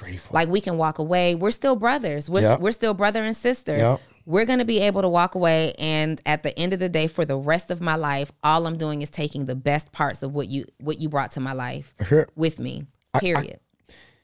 Because when we spend so much time on the wrong, we forget how good it was. Oh. We forget how good it was. Yes. Man, this man brought me to Disney World for the first time. Me and my daughter. I ain't never had been to Disney World before. I flew back to see that man. I was like, yo, I'm gonna go to Disney World. He got up out the bed, was like, bet we going to Disney World. And he was like, what you doing? I'm like, I'm looking for tickets. He was like, what, boy? You ain't looking for no tickets for you and Leah? All us going. And it was like 8 of us. And I remember crying because we at Disney on a Tuesday. And he was like, look how blessed you is. You at Disney on a Tuesday with your daughter. Trap, this is your life now. This is my life. No, like seriously, I need you to see that. This is your life now. Yeah. You are not Leon who was in New Orleans robbing and dodging bullets and selling dope. Like, you are a man who is shifting a culture, the culture. Like, you're not doing it for your city. You're not putting on for your city. You're putting on for a generation right now. And I need you to know that. I know that I do think it's hard for me to see that sometimes because I'm so into how we need to be impactful. Yeah. And my team, they'll tell you, like, I'm always telling them, like, yo, the people gonna love this. The people will love this. And for me, it's small steps on a journey. And so the accomplishments aren't, even when it comes to making money in the market. Yeah. I'll make the money in the market and don't be excited about it. For me, I'll be like, ooh, they gotta see this. Yeah. Because I know somebody need to see it. Yeah. You know what I love to hear you say? Like, every single time you say it, it just warms my heart. What's that? My team. Oh, man. Because I know the struggle you had with a team. You have gone through team member after team member. Lost everything. Lost everything. You know what I mean? You had family working with you. You had close friends working with you, none of which worked out. And it's like you, for a moment, you feel trapped at the level that you're at because you need people to help you. And you needed like some dogs. You needed people who were going to chase the opportunity. I remember you wanted people who could think for you. You don't have to micromanage. You didn't have to do any of this stuff. And I've seen what you've built. I see what you're building. And to hear you constantly say, my team, you never said, when we were working together, it was never my team. It was me. It was you, but it was also person A or person B or person C. It was my name, right? It was never my team, my team, my team. And putting a solid team around you is the reason why it looks like fast success. It looks like it. And truthfully, for you, it has been some pretty rapid paced success. But hearing you talk about your team and the way that you talk about them and what I know that they're bringing to your table, like, it makes me happy. And it's because I let them know that I can't, the mission that we have is so big, I would be arrogant to say that I could do that by myself. That ain't even much realistic. And even at my shows, when we did the tour, I think one of the days I was like, I bring everybody out. Every time we do Trapping Tuesdays, I'm, B, how you feeling? Jose, how you feeling? I intentionally let people know that I can't do that. But first, you had to, it had to develop. Yeah, and so that's where it's something the streets taught me too. Okay. Every great hustler who was ever appeared to be successful had a team. You never did it by yourself. And the reason why you never do it by yourself is because there's so much adversity. A one-man show dies fast. Isn't that the truth? A one-man show dies fast. And in exhaustion, you become vulnerable. And so when you look at the most successful hunters, apex predators, it's never the solo hunters. It's not the bear. You know, it's not the a snake. The most successful hunters in the game are wild dogs. They got a 97% kill rate. You would think it would be the lion. It's not. The wild dog has a 97% kill rate. The dope part about that is they may kill 2 or 3 times a day because they run in packs of 60 to 120. Another dope part about the Wild Dog and their dynamic is no one never leaves the pack. So the information I have, when the kids get older, I'm not trying to run the male off or the female off, and it's a female-dominated pack. What they do is take the information, they bring the young to hunt with them, and as they making the big kills, they feed the young so they can get the taste of blood, and then they take turns with letting them go in front. And so that's a team effort. The data is in the team. Jose gonna see what I don't see. B gonna see what I don't see. Steve gonna see what I don't see. Now Steve has been with me the longest. Steve been with me since I was hustling. But I remember he been with me so long. I remember telling Steve when I first got my graphics on my t-shirts, I said, "Say, bro, I'm not with changing people." And he wasn't that good at the time. But shit, I wasn't good either. Right. We've been together for 12 years now. He's evolved, and everybody on my team praises Steve. Yeah. Because he's an anomaly when it comes to graphic design. He does graphics, he edits, he does all kind of stuff. I can bring it. I believed in him, but he believed in me. My brand, and I always say this to him, I'm like, bro, at some point I need to give you ownership in this brand. At some point I gotta give you ownership in this brand. You said something so important though. You said, but he also believed in me. But he believed in me. That's important. He believed in it. You'll work with it. Yeah. When they believe. He believed in me. Every logo, every design, every video, at least 90% of the videos, all the graphics, that's him. That's him. That's him. And he knows how much of a dog I am. He matched my dog energy. You know what I'm saying? And so, and crazy part was we worked together for 10 years and didn't even meet each other. We didn't meet till last year. He came to the studio. He moved from Boston to Tampa. Okay. But he came to the studio. And then he came on tour with me. And that's the type of people. So, and that's why I can tell my team, if you don't see yourself here for 20 years, we good. Yeah. Because I know somebody been with me for 12. When I ain't had none of this. Yes. And I understand that your people, I got a shout out to CJ with ET. CJ told me something one time. He said, when you're building your team, make sure your horses don't go thirsty. Unpack that. Unpack that. CJ told me that. CJ said, when you running your team and you trying to go win championships, you trying to win that 3-peat, you trying to win that Triple Crown, make sure your horses don't go thirsty. Because the worst thing you could do is lose a great horse. Yes. CJ told me that. So I'm like, all right, bet. And then he just said, make sure your horse is going to run if they got metrics to meet. Because that's what they do. They run. Yeah. They built to run. They built for it. If you give them metrics to meet, they going to meet them. He said, try you the brain. But not just the brain, you the leader. So you don't got to know it all. That's why you put horses around that know how to think. You don't got to know it all. You put people that love what they do. They ain't here for just a check. That's why you the leader. You give them something to believe in. And every day we do with our team, we practice belief. I practice in them like, this what we believe in, y'all. Tell me how that looks though. Like, because I want to do that. Yeah. Tell me what that looks like, practicing belief. So before you even come into the brand, I make you understand what the brand is about, what we doing, who we want to impact. And then I give you that experience of what we want to do and what we believe in. So when we went on tour, everybody on the team got everything I had. I didn't fly on a private jet. We flew on a private jet. I didn't eat at a 5-star restaurant. We ate at 5-star restaurants. There's nothing that I did that they didn't do. And I included them in everything we did. And the reason why we did that was because I needed them to see that the impact that we were having. Yes. And so what I know about people is people always want to feel appreciated. People will take appreciation more before they take love.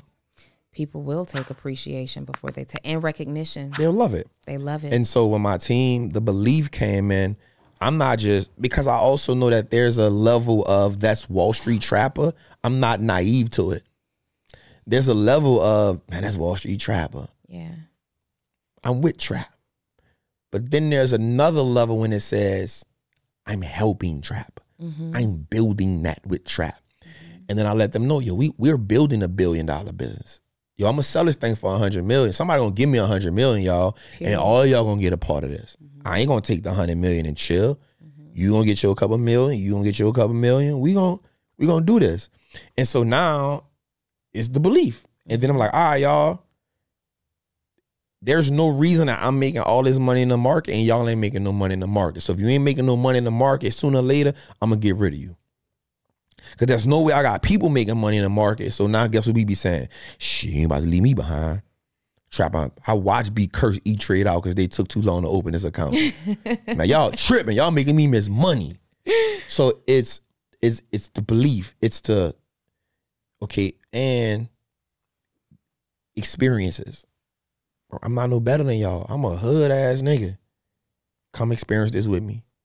So we about to go to Mardi Gras. All y'all, B, come to Mardi Gras with me. We about to do this. B, call me to do this. Jose, call me to do this. And B will be like, boy, that's some rich nigga shit right there, dog. I ain't never seen no shit like that before. I be like, me neither. That's why we doing it. That's why we all doing it. And so that's the belief part of it. That's all that is belief, not in just the brand, not in just me, but our capabilities. Yeah. And so once people see that, every morning we get on a call. Every morning. What's the value you bring to the brand? What's the value you bring to the teammates? Here's the book we reading this month. Here's the videos y'all got to read on personal development this month. This is what you're doing with your team. Every morning. Every morning. 9 o'clock. That call is at 9 o'clock. Zoom call. How long does it last? Are cameras on? Cameras are on. Bree, you hearing this? Things about to change. Cameras on. Things about to get interesting. Cameras on. Every now and then my little cousin might be tripping because her hair ain't done. Okay. And I be like, girl, put the camera. You know what I'm saying? But it's, yo, what's the value you bring to this team? How can you amplify the brand? It's the book we reading. What did you get from the book? What did you get from these 3 chapters? From your perspective. Here's the videos y'all looking at, personal development. What you got from it? All right, cool. Anybody got a problem? Hey, make sure today you call somebody and ask them, how can you help them? Because if one person fails and that stops the business, the whole business fails. Yeah. So it's building it. Yeah. It's building a camaraderie. It's building it. All right, if you can't meet the meeting, let us know. But we're not about to make that a habit. A habit. I don't care what you're doing. How long is this meeting? It depends on how deep the discussions get. Sometimes it can be 20 minutes, but I say on average it's about 20 minutes, 25 minutes. Sometimes it can go 30 minutes. So I aspire to do that, right? Yeah. Because I feel like I'm teaching people every single day how to live a life that they feel good about, right? And we know that in order to do that, it's going to require some serious personal development. Yep. And so I aspire to have a team where we're reading books. And I told them this before, like, pick the book. We're going to read the book, but I'm going to have to take charge of that. Get the book. We're going to read the book. We're going to discuss the book. Yep. We've recently implemented, we've always had our weekly meetings, but we've recently implemented like our daily huddles. And our daily huddles now are more check-ins. Like, is there anything that I need to know, right? Because when you're working with a remote team or half remote, half on site, sometimes you can fall into a rhythm where you're waiting to put out fires until the next time you talk. Yeah. So I'm like, okay, so to eliminate that, we're going to do our daily huddles. And that's even taking some getting used to, but getting the daily huddles down. But how can these daily huddles, like now I'm like, the only reason that I would miss a daily huddle or I would cancel a daily huddle is because I feel like there's no major shift from yesterday to today. I don't value that meeting enough. How can we make it more valuable? And implementing this, what value are you bringing to the company today? What value do I bring to the company? What book are we reading? What questions? How did it impact you? Like, those are exactly things that I do in my mentorship community, Actionable CEO. I'm going to do it with the team. Like, you just sealed the deal on that. I'm going to help you even more so. I'll be late to the meeting before they be late.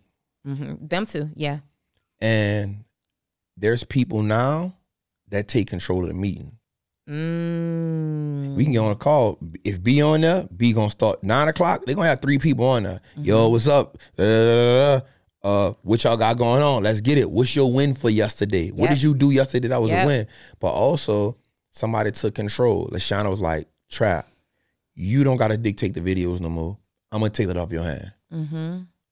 Every day she asks them the question. Here's our question for the meeting today.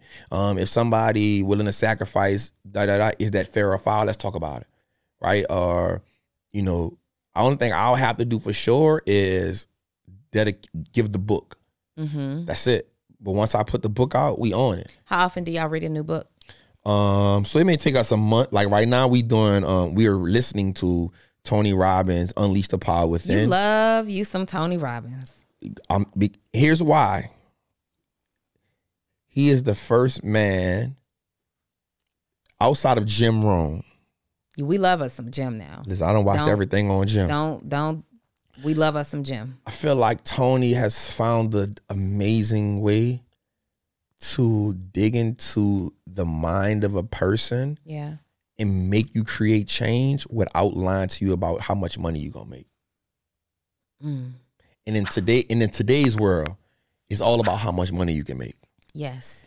And then his philosophy is, and I was talking about this the other day, is he pushes you to the pain, and he helps you use the pain as the leverage to create change. Well, most people try to run from the pain, right? And they think the avoidance of pain is how you get change. Yes. And actually, it's the confrontation with change, the confrontation with pain, the feeling, the consequence of the pain that now creates change. And so everybody on a team right now is like, yo, I love this book. And all he did was took a live event and made it audio. It's like 50 chapters. Of course it is. It's Tony Robbins. I'm like, it's like 50 chapters. So, and that's what my thing is. And our meetings is not so much about investing. It's about developing. And I tell them this. If you're comfortable, so I was saying is in the group, in our company, is mistakes are inevitable. Mistakes are inevitable. Growth is non-negotiable. Yes. You're going to make mistakes. I'm going to make them. Yes. But the growth, that's non-negotiable. Non-negotiable. Because who you are now, you can't be that person when you go get 100 million. Because if you're the same person, when we go get 100 million, I failed you. And if I failed you, I failed this company. And if I failed this company, we failed the people. Your entire journey represents growth in a tremendous way. Yeah. I mean, everybody, right? Like the whole intent of living life, the way it's designed, is that every single day that you're here, you're growing, you're learning something new, you're experiencing different things. But you are so intentional about growth.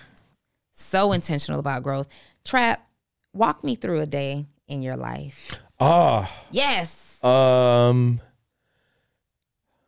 So we usually did like if I have my daughter. Okay. Because those days are a little more complicated. So I'll get up in the morning, maybe 6 o'clock, 5:45-ish. I'm going to pray. Shout out to my friend Megan Ashley. She just gave me this book, In Awe of God. And she gave me this Tony Evans Bible. And this Bible has, of course, I study Islam and Christianity, but in this Bible, it has 16 principles of spiritual growth, and it has had me in a chokehold. Learning how, because you hear about spiritual growth, but you never get to walk through the steps of it. Sure. So I get up in the morning, and I cannot get on my phone until after I've left out my house. No screen light before sunlight. That's my saying. And so I'm going to get up, I'm going to thank God and, wash up, pray, and I'm going to read at least 3 of those principles. If I got my daughter, I'll get her up at about 6:30. I'll take her clothes out, iron them. I'll make her breakfast because I feel like she likes turkey, bacon, and eggs.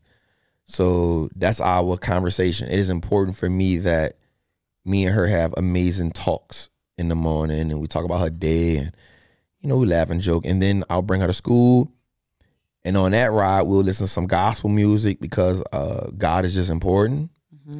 And we'll talk to her about the steps of setting her day up, installing things in her about belief, hope, who she is. Once I drop her off, I go to the gym. In the gym, I'm either listening to E.T., who is my current mentor. I'm listening to E.T., I'm listening to Tony. Not so much music. I kind of go for the gym between 7:45 to 9 o'clock. 9 o'clock, I'm on my call with the team. That may last 30 minutes, depending on the day. Hey, CEO, Donnie Wiggins here, and I am so excited to announce my new mentorship group is dropping. You may have already heard about it, but I wanted you to hear it from the horse's mouth directly from me.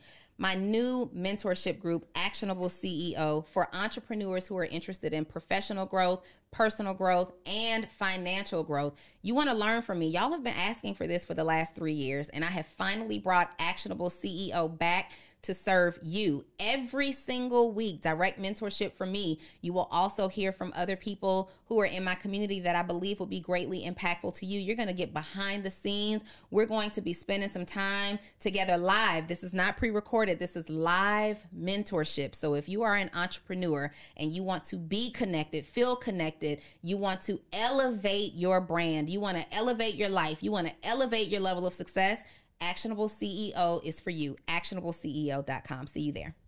From 9:30 to about 10:30, 11 o'clock, I'm all stock market.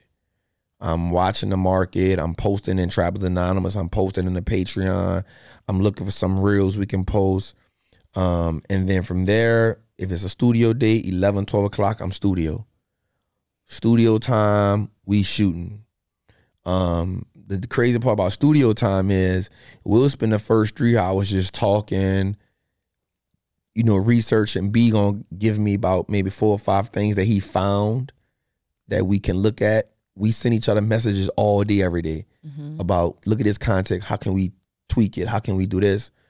And then at some point in the day, I'm gonna complain about not having the links to the information, but they've already sent me the links. I just can't find it because I'm simple. And then Steve will have to call me, or B will call me and have to walk me through how do I get the link. And they've already did it to me about 5 times. It's just my inability to comprehend it. And then from there, I may go get my NAD shot. What's an NAD shot? So something I was introduced to by 2 people, Tony Robbins and Mike Rashid. So NAD is this shot that you take that as you get older, your cells start to deteriorate. And as they deteriorate, it's kind of harder for you to fight diseases. It's kind of hard for you to fight sicknesses. That's how you get dementia, things like that. So what the NAD does is they replenish, rebuild, and rejuvenate your cells. They actually call it like a fountain of youth. You were telling me about that. Yeah, so There's I'll take a place that. you can get it here. So I go to VitaFlow, but I actually had a dude that was doing it that was giving me 1,000 milligrams, but I was like, I just go to VitaFlow and do it. From there, I may have a little time, so I'll let my daughter stay at school so then I can get home, and I'll read. I need time to read. I need time to take in information. Depending on the day, I'll take a nap. I'll give me another workout in around about 3:30. If I can get home at 4 o'clock, I'll take a nap. I love taking naps. Yes, you do. I will take a nap. Naps and showers. I would take a nap in the shower. Yes. And then probably got to get my daughter at about 5. So I'll make sure I say my prayers. So I like to talk to God like 2-3 times throughout that day. From there, pick my daughter up. Now I went into daddy mode. Got to make sure she eat. If I got to bring her to gymnastics, I got to bring her to Kumon, have some conversations with her. At around 8:30, 9 o'clock, I try to cut all work off so I can spend time with her and let my brain just decompress what I did throughout the day.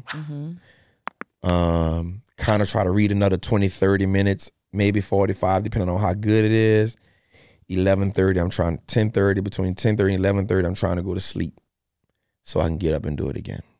Oh, you going to bed early these days? That's been my thing. I've been wanting to go to sleep between 10:30, 11 o'clock, and I've been doing good. And that's kind of my day. Get up and we do it all over again. So there's one thing that's missing from this daily routine and the story. Talk to me. Where's the woman? Nah. Where's the woman, Trap? Who you loving? Who you want to be touching? I will say this. I had an amazing woman that I was dating. And she made me realize that I needed to go to therapy. Back to therapy. Back. Yeah. Because I kept having the same situation happen to me, which is I'll get into the moment, I'll get into the act of making this thing work, and then for some reason I would be triggered by something. And it would make me completely disengaged.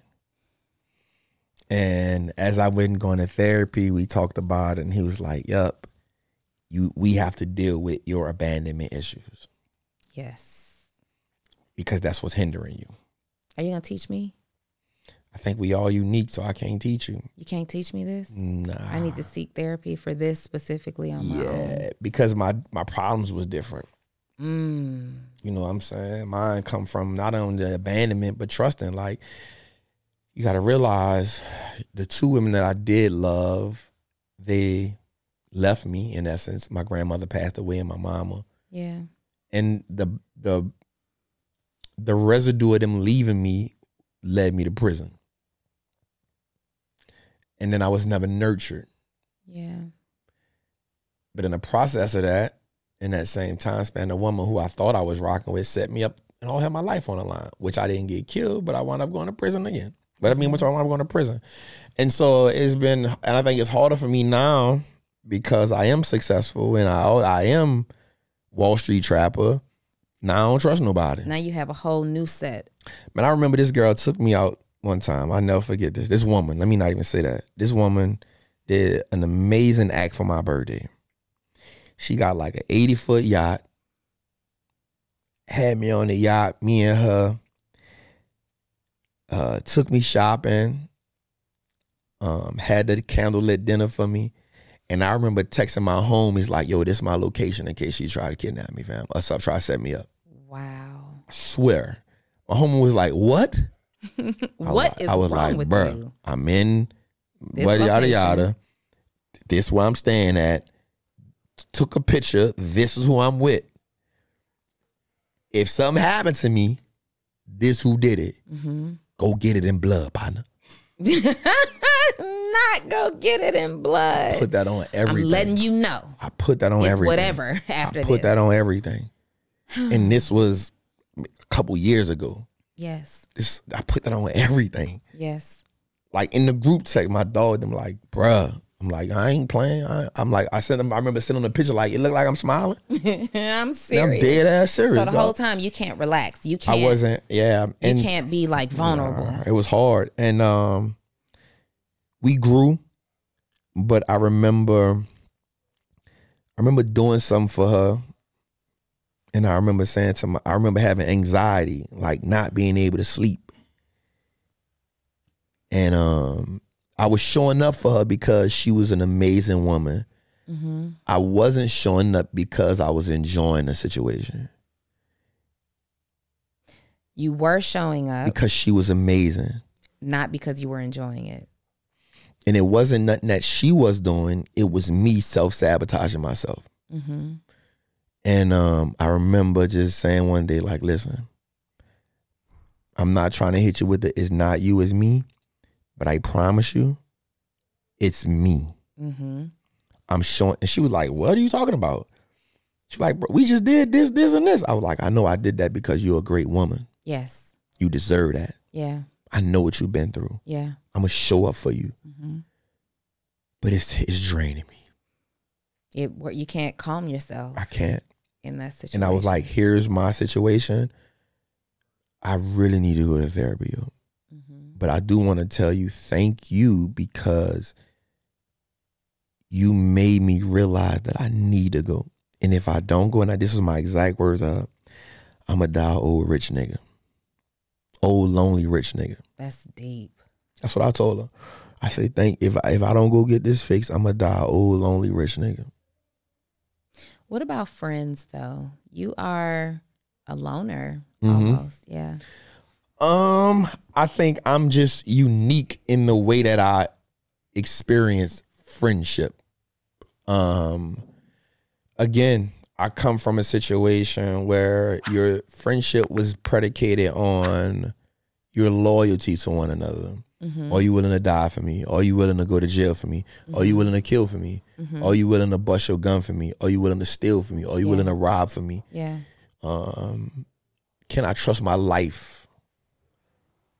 I think in this phase of my life, I'm not holding this as an excuse. I'm still learning how to navigate where those are no longer an issue. I remember telling Five called me one day and he said, bro, I want you to know something, bro. Like, I really love you, bro. Like, you really stand on principles and morals. You stand on it, dog. And just know that we always watching. And I remember telling him, I appreciate you, bro, because this brotherhood don't require me to die. Oh. Did y'all hear that? I remember telling him that not too long. I said, bro, I appreciate this because I remember this. I said, this brotherhood don't require me to die. It don't require me to go to jail. It don't require me to bust my gun. It don't require me to prove nothing but other than support. Yeah. That's all it requires. Yeah. Somebody to talk to.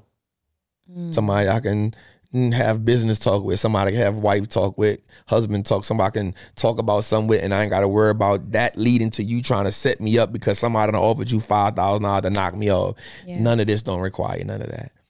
And so I'm good now. I get it, and I don't even look at there's skirmishes that happen on this journey, but I'm willing to even let them go sometime. And I'll tell you this. So I was having a me moment in a situation where I felt like somebody didn't honor what I brung to the friendship. And I held that. We didn't talk for a couple years. And everybody around us felt the absence and animosity. And I remember Tony Robbins. I'm listening to this book, chapter 36. And he says, in order to truly go to the next level, you got to let go of the anger. Same thing. It's crazy because Tony Robbins said me and my therapist said it at the same time. And he said, I'm challenging you today. I'm challenging you to go to a relationship that was amazing. And in that relationship, I want you to look at all the great parts of that relationship. And no matter what the reason why you and that person not talking no more, I want you to call that person. I don't want you to call them to try to mend the relationship. Yeah. I want you to call them and tell them you appreciated the time that y'all spent together and you wish them well. Yes. And when you wish them well, I don't want you to say it. I need you to mean it. So whatever you got to go through it, but say you wish them well and mean it, because releasing that will allow you to go where you need to go. Every single time. And I remember I did it. You did it. I said, what I got to lose? Already lost in that situation. What I got to lose? So I had 2 people I had to call, and I did it. And I was like, damn. And I remember being like, fighting with my own ego. Like, nigga, you trapped. Nigga, you don't got nobody. Like, thank you. Looking at the phone like, I don't know if I'm going to do this. But I remember I did it. And I remember the response on the other side of the phone was, wow. Man, you know, bruh. Yeah. And it was a good conversation. And it was good. And then it wasn't like, yo, we about to try to sing Kumbaya. And none of that.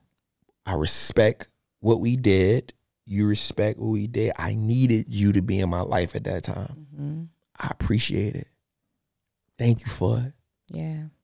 I wish y'all the best. I wish you the best. We good, fam. And I've been able to maneuver, and it's those type of things where no one really sees the work that you do when you're doing the work. Because we live in a world of social media where everybody's so judgmental. Everybody's so willing to write somebody off and cancel somebody or say somebody capping. But yo, I be fighting for my life over here. I be fighting for my emotional life. I be fighting for my spiritual life because I know the demons that held me captive. Trap, how has building this outline, this out loud brand, right? Where your name is literally in the limelight, affected you psychologically, spiritually, emotionally? I think the hardest thing that I had to deal with was people having a certain perception of me when I know that's not my intention. Like what? So they'll have somebody will be like, why the hell he got a triple beam and some baking soda on the desk when he be talking about stocks? He ain't nothing but a glorified street nigga. Yeah. But in my mind, I'm like, the intention behind that is I want to show that the word trapper can be changed into something new, that I come from everything that everybody has said and rapped about. I come from it.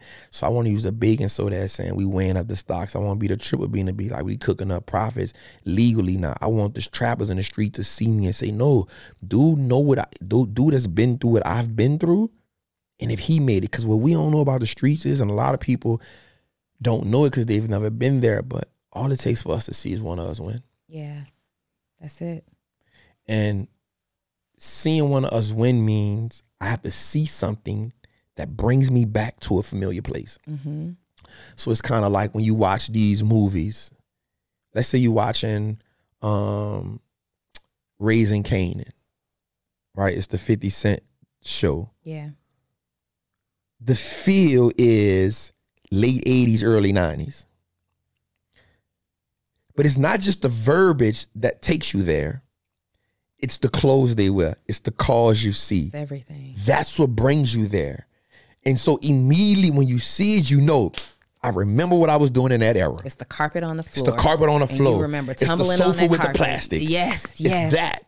And so imagery brings us back to a place that our brain subconsciously already associates with. Talk that talk, Trap. So for me, when the hustlers see me, oh, I see the baking soda, I see the triple beam, I know where he come from. He made it, I can make it. Yeah. So everybody may not get it. And so what I had to learn was I don't always got to fight that battle. You got it, fam. So be it. Yeah. I'm going to keep on trapping. Yeah. So I think for me, that was the hardest thing, knowing that every fight isn't worth my time. And again, friendship again, 5 hit me one day and said, Trap, if it's not a worthy opponent, what are you doing? What's it for? Leave it alone. And I remember being like, everybody worthy. Everybody can get it. They won't smoke. I won't smoke. I'm Trap. He was like, you're a Trap. You got 1 million something people following you. Bro, you've been on Ellen. You've been on Breakfast Club. When you get off your throne, you allow yourself to be attacked by people who's supposed to be in awe of you. Oh, not people that's supposed to be fighting with. And I was just like, damn, I get it now. Yeah. I get it. And so for me, it's because I know what I've been through and I know I built this with integrity. You have. I know I built this never putting a stain on my name. I know what we built it from. So when somebody challenges that, it kind of hurts me. Yeah. But then I goes back to me saying I'd rather be empathetic than having sympathy. I understand why. We've been financially chastised as a class, as a culture. You're not really mad at me. I'm just getting the residue of what you've already experienced. So I got to lead with compassion. Yeah. I can't match that energy. Yeah. So I think that's been the biggest thing for me is staying in that pocket of compassion, empathy, and leadership. Yeah. And not letting it result to you attacking Trap. Yes. You just responding to me based off your other experiences. So that's kind of been the biggest thing. And insecurities. So that's kind of been my battle now. Other than that, the rest of it is a piece of cake. You got some good people around you, myself included. Of course. We know that people are always curious. Yeah. What makes you, I guess, connect with me so much? If I'm being honest, you were never with all the girls, which meant that you weren't with the chatter. Yeah. When I saw you, it was about business, and I didn't look at it as somebody who's had an angle. I didn't look at it as somebody who it's crazy because you were not with the girls, you was hanging with the guys, you was talking that business, talking I even remember we went to Rick Ross spot, and I remember you just like handling yourself. I was like, I rock with Donnie, dog. Yeah. She a freaking gangster. And it wasn't until Milan that I really seen you connect with a woman. Like on some, I'm running with her. So all that time, you know, I admired that because it to me, it was like this somebody who don't have to be around everybody to get what she got to go at. Because that's me. Yeah. I be with none of y'all, man. I'm gonna get here, dog. I'm straight. I'm gonna get here, dog. And you gonna see me coming. Yeah. You gonna feel me. You gonna have to be like, damn, that boy good. And to not get it misunderstood, I love the girls, right? I love the ladies. I love all the girls that are on the scene. And when I see them, it's love. It's love, yep. All the time. I think, though, that sometimes we get into, like, you don't even see me in all the pictures, even when I am with the girls. I think sometimes we get into this space where social media has made us compete for who's got the coolest friends, who's got the coolest significant other, who's got the coolest possessions. And it's just never what I've stood for. Yeah. And so I just like real organic relationships. Like, we are close. We never have to post anything on social media, right? Like, we know what it is offline. Yeah. And I just want to make sure that, even you mentioned Milan, like, we never have to post anything online. And the majority of the time that we do is usually because we're dressed in her clothes and, you know, it's great for marketing and we be cute in our pictures. Y'all be cute. We be cute in our pictures for sure. So, you know, it's like that. But we have so many moments that don't make the internet, of course. Right? So, and until recently, the last couple of years, if I'm being totally transparent, I wasn't used to being in a space where women were the business leaders. So it was always like on every job that I've had, every business that I started, it was always like the guy was front line, and then there were great women who were in a support role. And in my business, I'm front line. Yep. So if I'm front line and I'm trying to network for clients and this, that, and the other, I need to be where all the frontline people are. And it's just really been in the last 4 years, if I'm being honest, that I've been around a dynamic group of women who are out here. And I'm like, oh my God. And that's why me and Milan connect so much. Yeah. It's like, I see you, you see me. We're both very ambitious, very serious about our business. We're both leaders, but we understand each other. Like, we would never accuse each other of having masculine energy and all this stuff. Like, we get that there's time and place and that everybody doesn't deserve to see every version of you, right? So those are things I'm always interested in understanding your thought from your perspective, what our relationship means to you. I love it. It means a lot to me because it's definitely one of those relationships where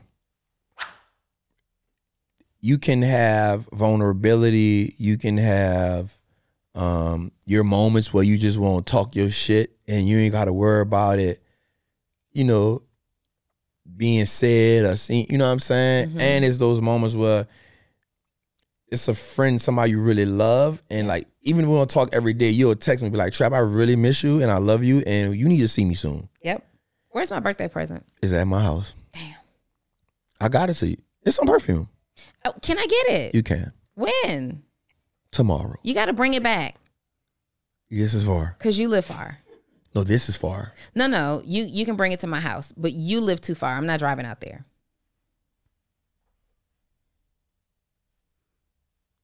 when somebody ever had to go and pick up their own birthday present? And it's late. Like, I have seen him now a couple of times, and you always empty-handed. I don't know if I like that. I be forgetting. I know. And here's the thing. It was on my mind today. I said, don't forget Donnie's. I almost texted you and said, bring my present. But then I said, what I look like collecting, like being a bill collector of my own gifts. Nah, that's on me. I'm going to do better. Off? I'm going to do better. You would never cut me off. Stop I would never cut you off. But what I'm saying is, generally, I cut people off. That's on them. That's for sure on them. All right, last question. Yep. As you have become rich, you like that word? No. Well, you have. Don't put that money out. Own it. As you, okay, as you've become wealthier, your metric financially empowered. As you have become financially empowered, you now have the ability to make some decisions where money is concerned. Yep. Yes? Okay. Mm-hmm. As you have journeyed and you've become more and more extremely financially empowered, your metric for happiness has had to evolve over time. Oh, yeah. Like, before you got this, you ever had that feeling like, man, if I just had $1 million, of course, that would change everything. And then you get it and you're like, it didn't change everything. In fact, it exposed some other things that I was unaware of. So as you have acquired more wealth or financial soundness. There you go. How has your definition of what happiness means to you changed? Dramatically. Because when you are in survivor mode, every piece of oxygen matters. Oh, you talking that talk over here, right? Every piece of oxygen matters. Yeah. And then when you pivot, you start to realize, I have some other things I need to deal with. So I always say that people can't live a full life because they got money problems. So you can't focus on nothing if you got money problems. But when you get the money problems out of the way, now I can focus on my mental health. Oh, now I can focus on my spiritual health. Now I can focus on working out a little more. Now I can focus on how to be a better father. Now I can focus on how to mend this relationship. Matter of fact, now I can focus on healing my demons. I can focus. Now I can go out and meet people without no, agenda. You know what I'm saying? So I think once you get the money problems out of the way, you can start to discover who you are at essence. But it's hard to tell people. You telling somebody to live check to check, it ain't about the money. Nigga, what? It's all about the money. It's all about the money right now. On the 1st and the 15th. What are you talking about? Money? Where my money at? Show me a job that I've gone to where they say we don't have your money today. It's a fact. And it ain't been about the money. So I think that sometimes people lose connection with that. Yes. So now that I've gotten... But I will say, because I went to prison, I always had an idea of what happiness was. And part of it had to do with just being free. And then when I had a daughter, my happiness revolved around, I just want to always be in her life. So becoming who I am now intensified those two things for sure. I've gotten into traveling now. That's something I like doing. Because at one time I thought that, why would I ever leave New Orleans? Yeah. Now it's like, there's a whole world out there that I want to go see. I done went skydiving 3 times. When you went skydiving, Leon? In Dubai. Oh, okay. That makes sense. You went 3 times in one trip? All together. No, could be closed, but I done went out there 3 times just to go skydiving. Okay. And so you just start to, you know what? Let me experience this. He said, I go to Dubai just to go skydiving. You get on my nerves. I didn't mean it like that. So basically when I said you was rich. Nah. So meaning I enjoy going to Dubai. And when I go to Dubai, I have to skydive. Okay. It's a necessity. Okay. So it's like things like that. Like now I got my mama. I think I just spent $10,000 on her to get 15 sessions of like IV, NAD, B12 complex. I'm all about trying to get my people around me to be around me as long as I can. Because I know that I'm probably the biggest. I'm the closest they'll get to wealth and exposure, and I want them to see it so they can then change their belief. Yeah. So that's even family. Every Christmas, I go rent one of the mansions that's 17, 18 rooms, so they can have new belief. New belief. Like, damn, this is real. I don't got to share a bed no more. This is crazy. So for me, it's things like that. My health, my family, those are big for me now, because at this point in my life, I just really want to be at peace. I want to be happy. I want to chill. You know, I'm in a good situation financially where I can experience life at a different pace. I don't got to be in a rush to do nothing. I take my time. That's kind of a downfall of mine. I'm never in a rush for nothing. Never in a rush for anything. Bia say some shit one day. He'll be like, I wasn't held captive today by Trap in the studio. Because I'll be like, B, meet me for 10 o'clock. I'll get there like 10:45, 11. We'll talk for 2 hours. And then he'll be like, Trap, I got to go at like 3. And then at 2 o'clock, we'll start shooting. And we'll get like 6 episodes in. And people be like, bro, why we didn't do this earlier? Why did it take us? I'll be like, man, I don't know, man. Yeah, I've been and walked out on you. But we be chilling. He'll be in there doing something, and I'll be like, "Be you good?" He'll be like, "Yeah, nah. All right, B, let's do this right quick." And then I'll get into a whole conversation about something else, and I don't know. But I'm at that pace in my life where I'm 41 years old. God has blessed me to be 41 years old, and so I just want to appreciate it. You didn't think you'd see 41 years old? Man, 41.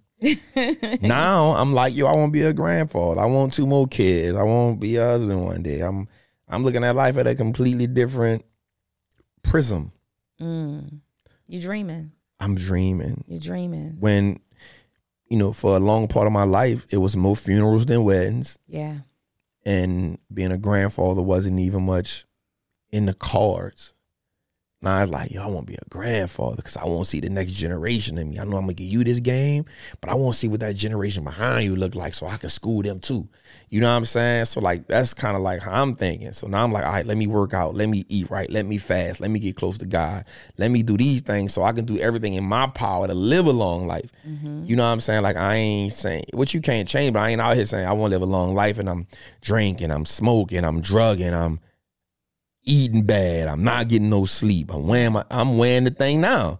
So for me, like, nope, let me get my rest, let me eat these fruit, let me fast for 3-4 days, let me give my body an opportunity. I want to be here.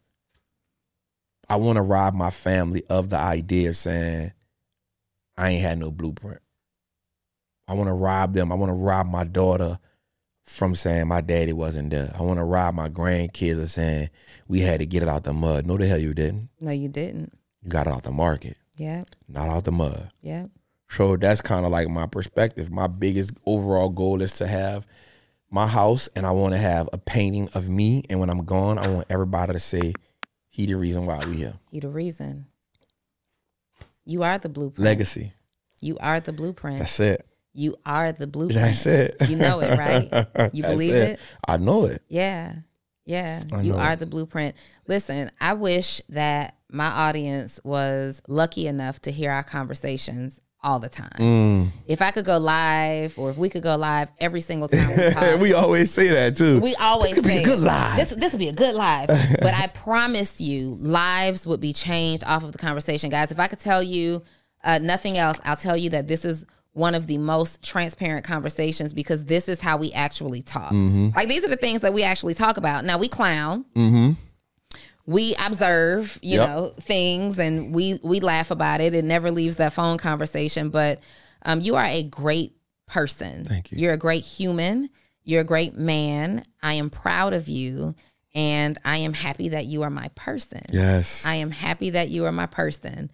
And whenever, you know, and you my person, period. Oh, forever. For sure. No, for sure. Yeah, for sure. I remember telling you, and you know who I date, they got to accept that you're my person. They got to accept that I'm your person. Vice versa. Yep. Yeah.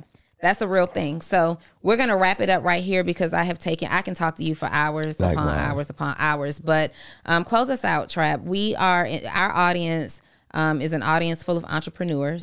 It's varied experience, right? And someone today saw themselves in your story. And they want to become the blueprint for their own legacy. Close us out with some words of encouragement. I would close out with saying, my favorite saying is, if you allow them to feed you, you give them permission to starve you. And that's simply saying that everything that you want, you are equipped with, and the things that you aren't equipped with, you can learn. But never give a person permission to feed you, because if you do, you unequivocally give them the power to starve you. That's it right there. We couldn't have closed it out any better than that. All of Wallstreet Trapper's details will be in the description. He has amazing programs that you guys know I don't advocate for a whole lot of programs, but I do advocate for his, because he has amazing information that is in real time, shifting the culture, like seriously in real time. And as usual, if you're looking for business mentorship, check out my community, Actionable CEO, and I will see you guys next week. Don't forget to like, subscribe, and share this video. Bye.